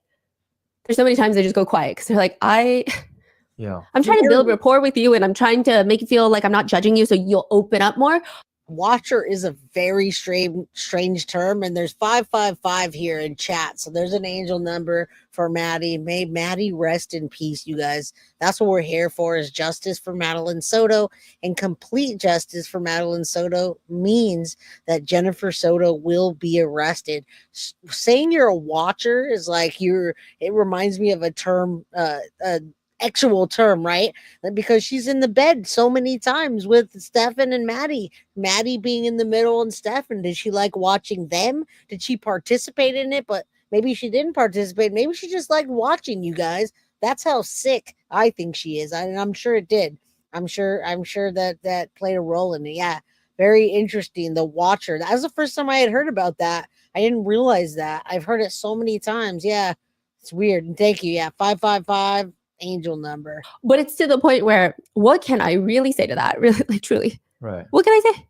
It's not that sick piece of like I should have known I thought he was finding common hobbies with my daughter for the sake of our family. There's none of that. There's nothing. Just they were best buds. The officer asks, have they gotten less close as she's become a teenager? No, if anything, closer ever since he moved away. Somehow, 5 minutes later, she also has the mental capacity and emotional space to giggle about Disney. She says, my sister used to be a character performer as well. She had to quit because she kept getting Donald Duck and his butt was really heavy and it kept hurting her back. This is a few days after Maddie is missing and she realizes that she has been abused for years. When she's straight up told by an officer that their sleeping arrangements are weird, she says, originally the plan was we were all going to sleep together in my bed, you know? And she talks about how strict she used to be about sleepovers. And the officer says, that is even weird because she was saying, Maddie would always ask for sleepovers with Stephan. And I would say no, because that's like a firm rule that I have. And the officer tells her the fact that you even have that rule is weird. Like I have a 4-year-old kid and I'm never like, oh, my next girlfriend, here's a rule. You're never sleeping with my kid. It's usually just something that doesn't happen. Like you don't set a rule. Why do you need to set a rule for things that just are not in the realm of possibility? Jennifer continues. That Maddie would sleep middle of the bed when the three of them would share the bed. Yes, and the officer asks, did you ever wake up and find them cuddling or find them closer than you thought they should be? Yeah. They would snuggle. Yeah. Okay. But Yeah. She says we all yeah. snuggle. I didn't think that was abnormal. What is snuggling to you? Because to me, snuggling, spooning, big spoon, little spoon. He would lay down like this and she would be right here in the nuts. Literally how couples snuggle. Yes. So bizarre. Yes. Barf. What kinds of clothes do you guys sleep in? Stephan would sleep in his t-shirt and boxers. Sometimes he would have pants on. Okay, so they would snuggle, sometimes him being in his boxers. You would wake up and she'd be in the nook of his arm, essentially in a cuddling position. And you never found that weird. No. Okay. There are 2 moments in the interview Fine, that Jennifer guys. shows the most emotion. The first being when the detective asks for her date of birth and she says March 2nd. This interview takes place March 1st. And she starts breaking down and says, this is going to be the worst birthday ever. Wow. Maddie went missing 4 days after her birthday. Her birthday. It's tomorrow. Today's the first. Look at that ugly cry, guys. Secondly, the detective says, now listen to the wording. It's very interesting. You know your daughter has been victimized for a long time, right? So prior to this, for the past hour or so, they've been discussing Stephan essaying Maddie. So this is not the first time in the conversation that it's being brought up. And every other time, she's like somewhat emotional, not really. She's just like, I know, it's crazy, I know. The detective continues. Now you know that your daughter has been victimized for a long time, right? Under your roof, with you home most likely, because you said you're always home. I can tell you today, we are still downloading his Google Drives. We are still going through his social media, his cloud-based servers, and everything else. We can now piece back her victimization in your house under your care to 2020. So when I ask, they've woken up cuddling. Did you find things suspicious? Do you have an open relationship? Has he talked to you? Has he made inappropriate statements? It's almost like cheating, right? Have you ever been cheated on? Okay, somebody can only cheat on somebody for so long until they f up, or something comes out, or somebody says something. We're looking at a minimum of 3.5 years that this has been going on, where I'm sure you guys are active. This is where Jennifer Soto starts breaking down. Some netizens think that the detective's words are finally clicking on how long this has been going on under her roof, but most netizens believe no. It seems like the cheating part gets to her. When he brings up cheating, that's when you see her face get tense and she starts showing a visceral reaction. It feels like speculative, of course, but she is emotional because she feels like he cheated on her rather than the fact that he's been abusing her daughter. She gets really emotional, even rubbing her legs. So for 3.5 years under your care in your house, Oh my goodness. not only is he being active with you, he hides Then relationships. it turns off. Side note, I see this a lot in interrogation tapes. And I wonder if these are like people who are new to watching interrogation tapes. You'll see comments on Reddit or even on TikTok where it's always like, why is the interrogator being so nice to them? Or why are they calling it a relationship when it's clearly SA? And it's usually to disarm potential witnesses. If you use such strong words, people might be taken aback that they don't want to admit that they saw something because, oh, you witnessed the R word and you said nothing versus it gives a more opening of, you know, so exactly. Instead of saying you committed the worst crime and you better admit it right now. You better admit that you knew it was happening. Yeah. So it's I do want to just mention that because I see that coming up a lot. It's definitely not the right, you get what he's trying to do. His name is Kevin. The detective is actually really good on this one. Yeah. He continues. At a certain point, I do believe you became aware of what was going on. I do believe a reasonable person would be aware that this is going on. I believe that you became aware of what was happening. And for whatever reason, your reasons are your reasons, whether it was discussed that it would stop, whether it was discussed how it would go, you feel some sense of guilt right now. And a lot of the news statements that you've given, again, I can only speak for myself. Those statements bother me. It seems like some of your emotion when you talk to the news, when you talk to the deputies, based on my experience in this job, that is not sincere. I feel like some of your sadness is not real sadness. I find it hard to believe for me that you were so worried about how many pills that Maddie took at night for her ADHD and her medications, but not where she slept or what was going on. I thought we were all safe. I thought because he hadn't shown me anything so far, that was weird. Like everything seemed fine. He seemed like he treated her like what? Like how he treats you? Jennifer is silent. Hey, girl. Her body rolls back and she starts sobbing again. And she says, that's so disgusting. What?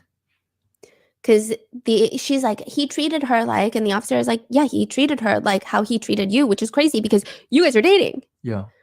So did she say that's so disgusting? Yes. Some netizens have interpreted it as this is the moment it's hitting her that her daughter is essayed. But I don't think so because she goes right back to her weird ways. Yeah. Others are saying it feels like she has an emotional sore spot of getting cheated on and not the fact that her daughter is being abused. It's weird. It's so fucking disgusting. Detective Kevin, he asks Jennifer, if let's run through this hypothetical situation because it's been days that Maddie has been missing. The authorities believe Maddie is dead. They're just telling her. Let's say she has been killed. Let's say she's passed. What do you think has happened? And I'm going to say this, like I say in so many videos. If an investigator asks you what you think happened, they think you happened. Yep. 182 seems to me like the easiest There it is, folks. place he could have dumped her or like figured out where to put her. Okay, this is it, folks. This is the moment that Jen Soto becomes psychic, okay?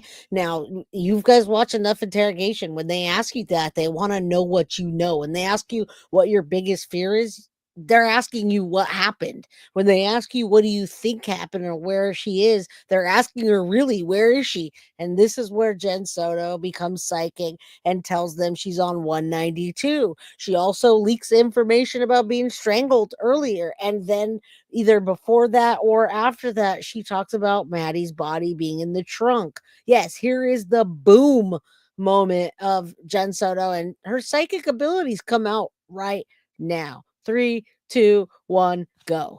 She's saying, I think he dumped her body in Northport. That's where he's from, 2.5 hours away. Maddie's a body. Wait, so earlier at the beginning of the video, you're saying that, oh, they may have done things, but I don't think he killed her. Yes. At this point, you're saying she has became more of, Right he there. did it and he probably dumped her there. No. Oh. She's like being forced into these hypotheticals because the Ah. authorities are like, how do you not think so? Let's just walk it through. Let's act like he's responsible. Mm. Then what do you think he did? And Mhm. she's like, dumped her in Northport. Dumped. She uses the word dumped. The body. Mhm. Dumped The authorities the don't body. ask her, do you think he dumped your daughter's body? Where do you think he dumped her body? They don't use that verbiage. It's Mhm. actually pretty callous, especially if, this is a grieving mother. She uses the word. Kevin just lays it down for Jennifer, saying, you haven't convinced me that you're still not protecting Stephan. I got all these people out here searching. I haven't seen my own kid in days because I'm looking for Maddie. Can you believe that? I can't go home and see my kid because you're protecting Stephan. You have not shown me one bit that you prioritize Maddie over Stephan, and that sucks. And really, I almost wish the officer would have said, you mean dumped Maddie? Most parents would, if they're going to use that word dumped, they're not going to say dumped the body. You're going to say your child's name, and she never says her child's name. She might say, we could probably count like 2 times in tons of interrogations. But other times where people say, what's her name? Like, say her name. They don't say it like that because they don't want to let on to that. But dumped the body. That's what she says about Maddie, her only daughter. I don't care anymore about Stephan.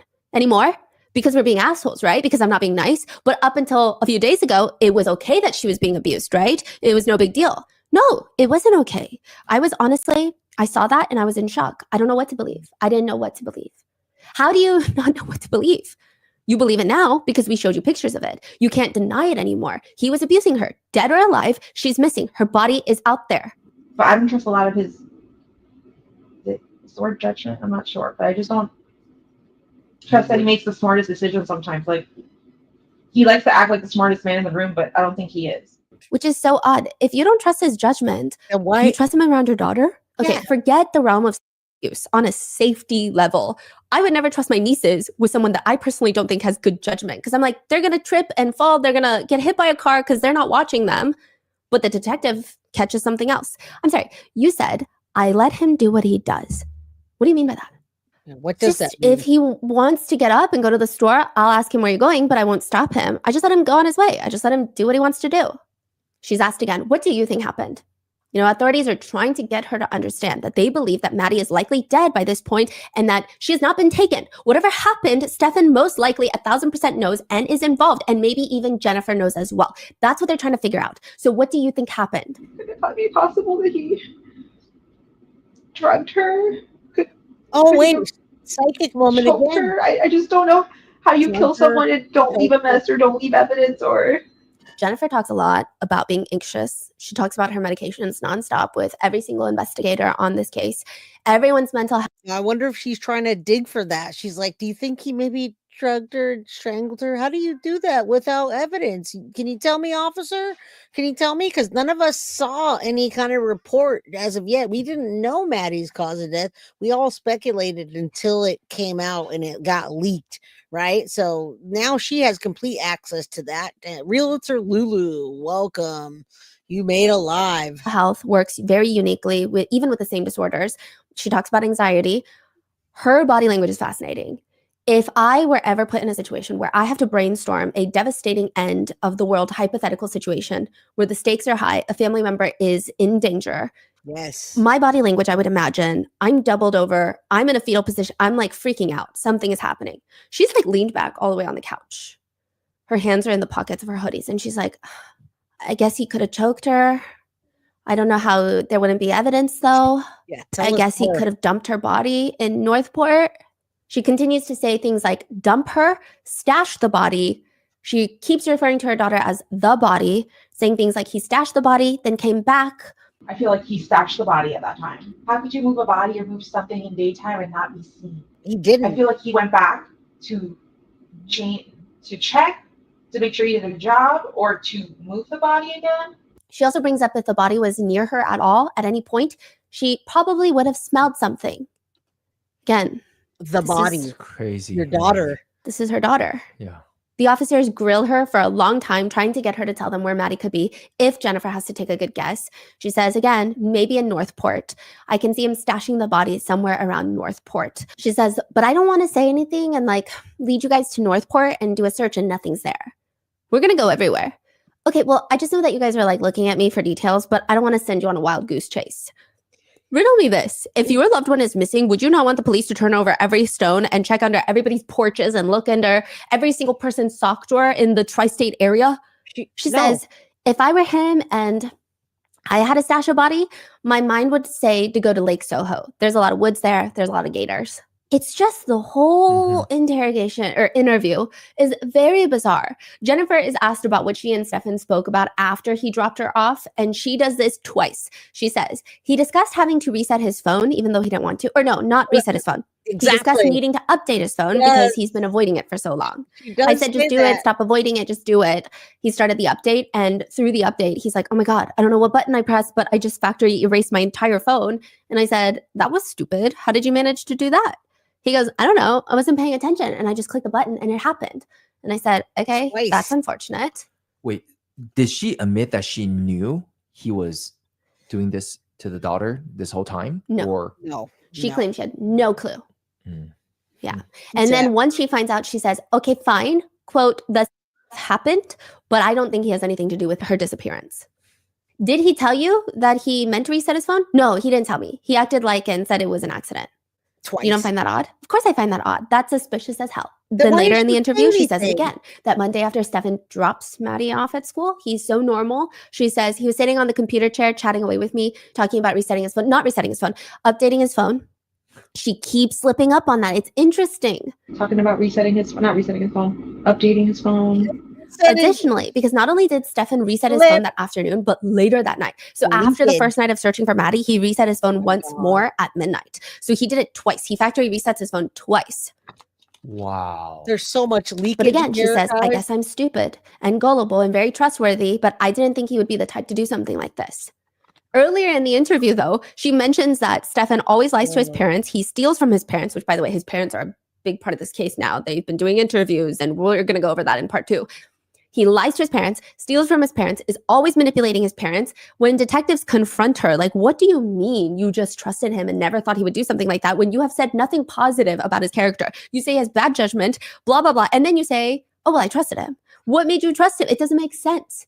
She just argues, well, yeah, lying to them, his parents, yes, but lying to me, I never thought he would do that. The police question why she didn't grill Stephan more about that day of dropping off Maddie, because she just claims, she was No, like, that's oh, did you right, drop her yeah. off? He's like, yeah. She just runs with it. Even if Stephan is biologically Maddie's father, this is something that you see a lot in cases where parents start blaming each other. Mhm. They start grilling each other. Like, why weren't you? Now, when Jen came into that interview, she didn't know that the officers had that evidence yet and the CSAM and all the pictures. So she was still sticking up for Stephan until the officer flips the script, and then she switches with him and tries to act like, oh, what happened? What evidence do you have? She's trying to be on his side. Now, Linda, absolutely 110% what you're saying is why he had her in the front seat. But why take her out of the front seat and move her to the trunk and then not drive to your destination to dump Maddie's body? And I even hate saying dump the body, but to get rid of Maddie's body, he could have kept going and then went to his destination. But instead, he put her in the trunk and went back to the house, in my opinion, to figure out what he was going to do next, you guys. All right. Yeah. Not shocked. Normal reaction. He tells her, yeah, we all see it. Doing this? What you could have looked, you could have done this, you could have, it becomes a whole thing. She was just like, oh, you dropped her off? You were the last person to see her? Oh, okay. Yeah. She claims that she trusted him and that she was medicated. She's spewing all of this, and the detective shuts her down. The detective says, We don't know. juvenile robbery suspects utilize the excuse of, I was high on drugs, I was blacked out, Every juvenile robbery suspect I interview, in your words, medicated. In their words, they're high, incapacitated, drunk.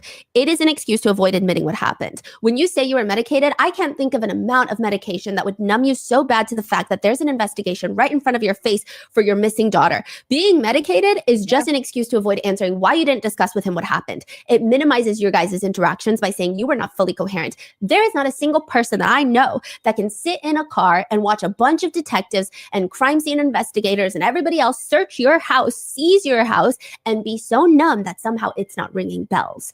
It's not overcoming the power of this little medication. There's no way. Nope. The human body will overcome that in a big situation. You didn't take enough medication to numb you of the reality of what was occurring. I mean, there's no way. Unless you're fully incapacitated, there's no way that you were so numb that everything he described to you, I described to you, was not in the forefront of your mind. You weren't numb. Just like these robbery kids weren't blacked out. They weren't high enough to not remember the robbery. They just don't want to talk about it. Damn. Bam. No, it just wasn't clicking. It didn't click to me. I really thought you guys were going after the wrong guy, that you guys were wasting time, that the real suspect is out there. She has these moments throughout the multiple hours long interrogation that have me staring at her through my peripherals, just side-eyeing her, because she tells officers, I ugly cried on the way home. I shouldn't have been driving. But I ugly cried on the way home, and I went straight home. She's just telling officers this unprovoked. It's and all they about respond with her. silence, because what a strange random thing to say. But clearly it means a lot to her, because she brings it up twice with two different sets of detectives. Stephan and I were in separate cars. I ugly cried on the way home, sobbing, like where I couldn't see the road. I shouldn't have been driving. Like I was swerving. I ugly cried on the way home, and I went straight home. She also asks when she's going to get her laptop back, because she has 10 years worth of pictures of Maddie in there that she really wants to print out, because all of her pictures of Maddie are digital, which again, the officers don't even know what to say, because the way she's asking is so nonchalant. But also, should she not be more focused on bringing her daughter back versus her laptop and figuring out where her daughter is? Mm-hmm. Aside from the obvious in-your-face reasons that one might have a distaste for Jennifer Soto, there are certain things that she does when she's questioned by the police that, and this could be me absolutely losing my mind after listening to 20 plus hours of footage and going through so many court documents, be that as it may. Oh, Jennifer is making me pull my hair out. She did Every single time authorities ask her a question, she hits him with a, I want to say.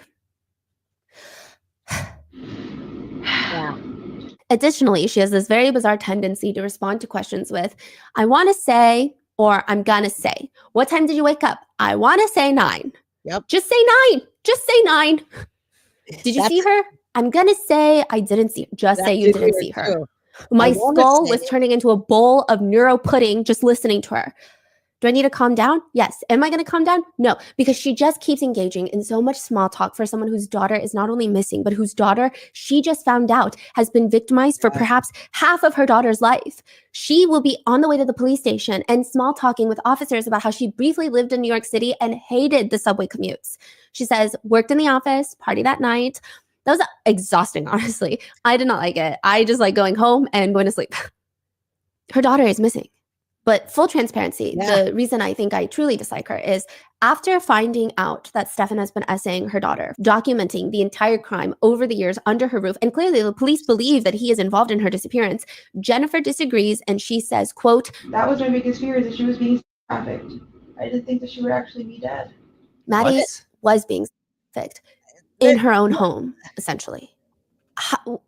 When she literally did say that, folks. And, you know, we always speculate if Jen Soto was involved in the CSAM and what she was getting out of it and the money that she was splitting with Stephan and what he was providing her for her daughter. She just said it right there. She was like, oh, yeah, I just thought she was trafficked or something. I didn't think she'd be dead. And then she continues to move on about what she's talking about. Literally, that she's talking about her own daughter right there. So the trafficking's fine and that's okay, but now you just took my my meal ticket. You took my money train away by taking her life. Damn. Mic drop. When it's a complete stranger, it's thinking, but when it's your boyfriend, it's stuff. And what does self-proclaimed hypervigilant mother Jennifer do once she finds out that Stephan has been abusing her daughter? She sends a text message to Stephan's father. Get Stephan a lawyer now. Moreover, after she gets out of the police station, she goes to meet up with Stephan's dad, and he says, I'm expecting her to just blow up, start beating the shit out of me, scratching me, chew my ass out. None of that. Instead, she tells Stephan's dad, unprovoked and just seemingly randomly, that because of her medications that she's taking for bipolar, she has not been intimate with Stephan, so he is very frustrated. What is happening? Yeah. In part 2, we're going to be going over where they find exactly what happened, because the CCTV footage shows Maddie in the passenger seat with her seatbelt on, and she is driving around with Stephan for about 2 hours Monday morning. If you look at the CCTV footage, you see Stephan's car at 7:30 driving inside the complex where they live. 7:35, he's throwing something into the dumpster in the complex where they live, which is later found out to be her backpack and the white Croc shoe. 7:50, he leaves the complex. 8:15, he re-enters the complex.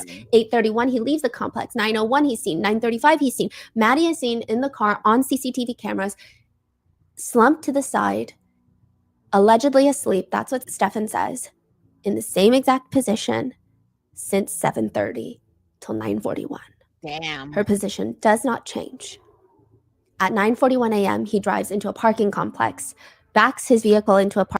How did he think he was going to get away with that when he didn't really drop her off? I mean, he could have pretended like he did by taking her body and putting in the trunk before and then coming back, but he's going in and out. And even the security says he saw Maddie there. And then even more so, he goes back and forth and he's on camera dumping her stuff. And he talks about her walking off with her backpack and her headphones, even though she had headphones and no phone. But, oh, yeah, she had her computer with her. Never mind. My goodness. And tomorrow, this is perfect timing because we're not doing Rotten Mango tomorrow. We're doing a whole other episode tomorrow. But we are going to talk about how Maddie died, what time she did, when she did, and about this whole scenario that they do a part 2. We're going to do our own part 2 together. So all week long, this is episode 3 of 6 of Madeline Soto Remembrance Week. So expect something tomorrow. I have my episode up for 4 p.m. tomorrow. Okay, so let's finish this up together. Hit the like button, subscribe if you haven't, and get a membership if you can. Share with your community and friends. Parking space, gets out, and obviously this is unreleased footage and should never be released. He gets Maddie's body out, carries her from the passenger seat and places her into the trunk of the car, and then drives back home. Meaning the whole time, Stephan had been driving around, talking to the apartment security staff, throwing trash into the dumpster. Maddie was sitting in the passenger seat with her seatbelt on, already dead. Officers show Jennifer a picture of Maddie in the passenger side of Stephan's car from one of the CCTV cameras.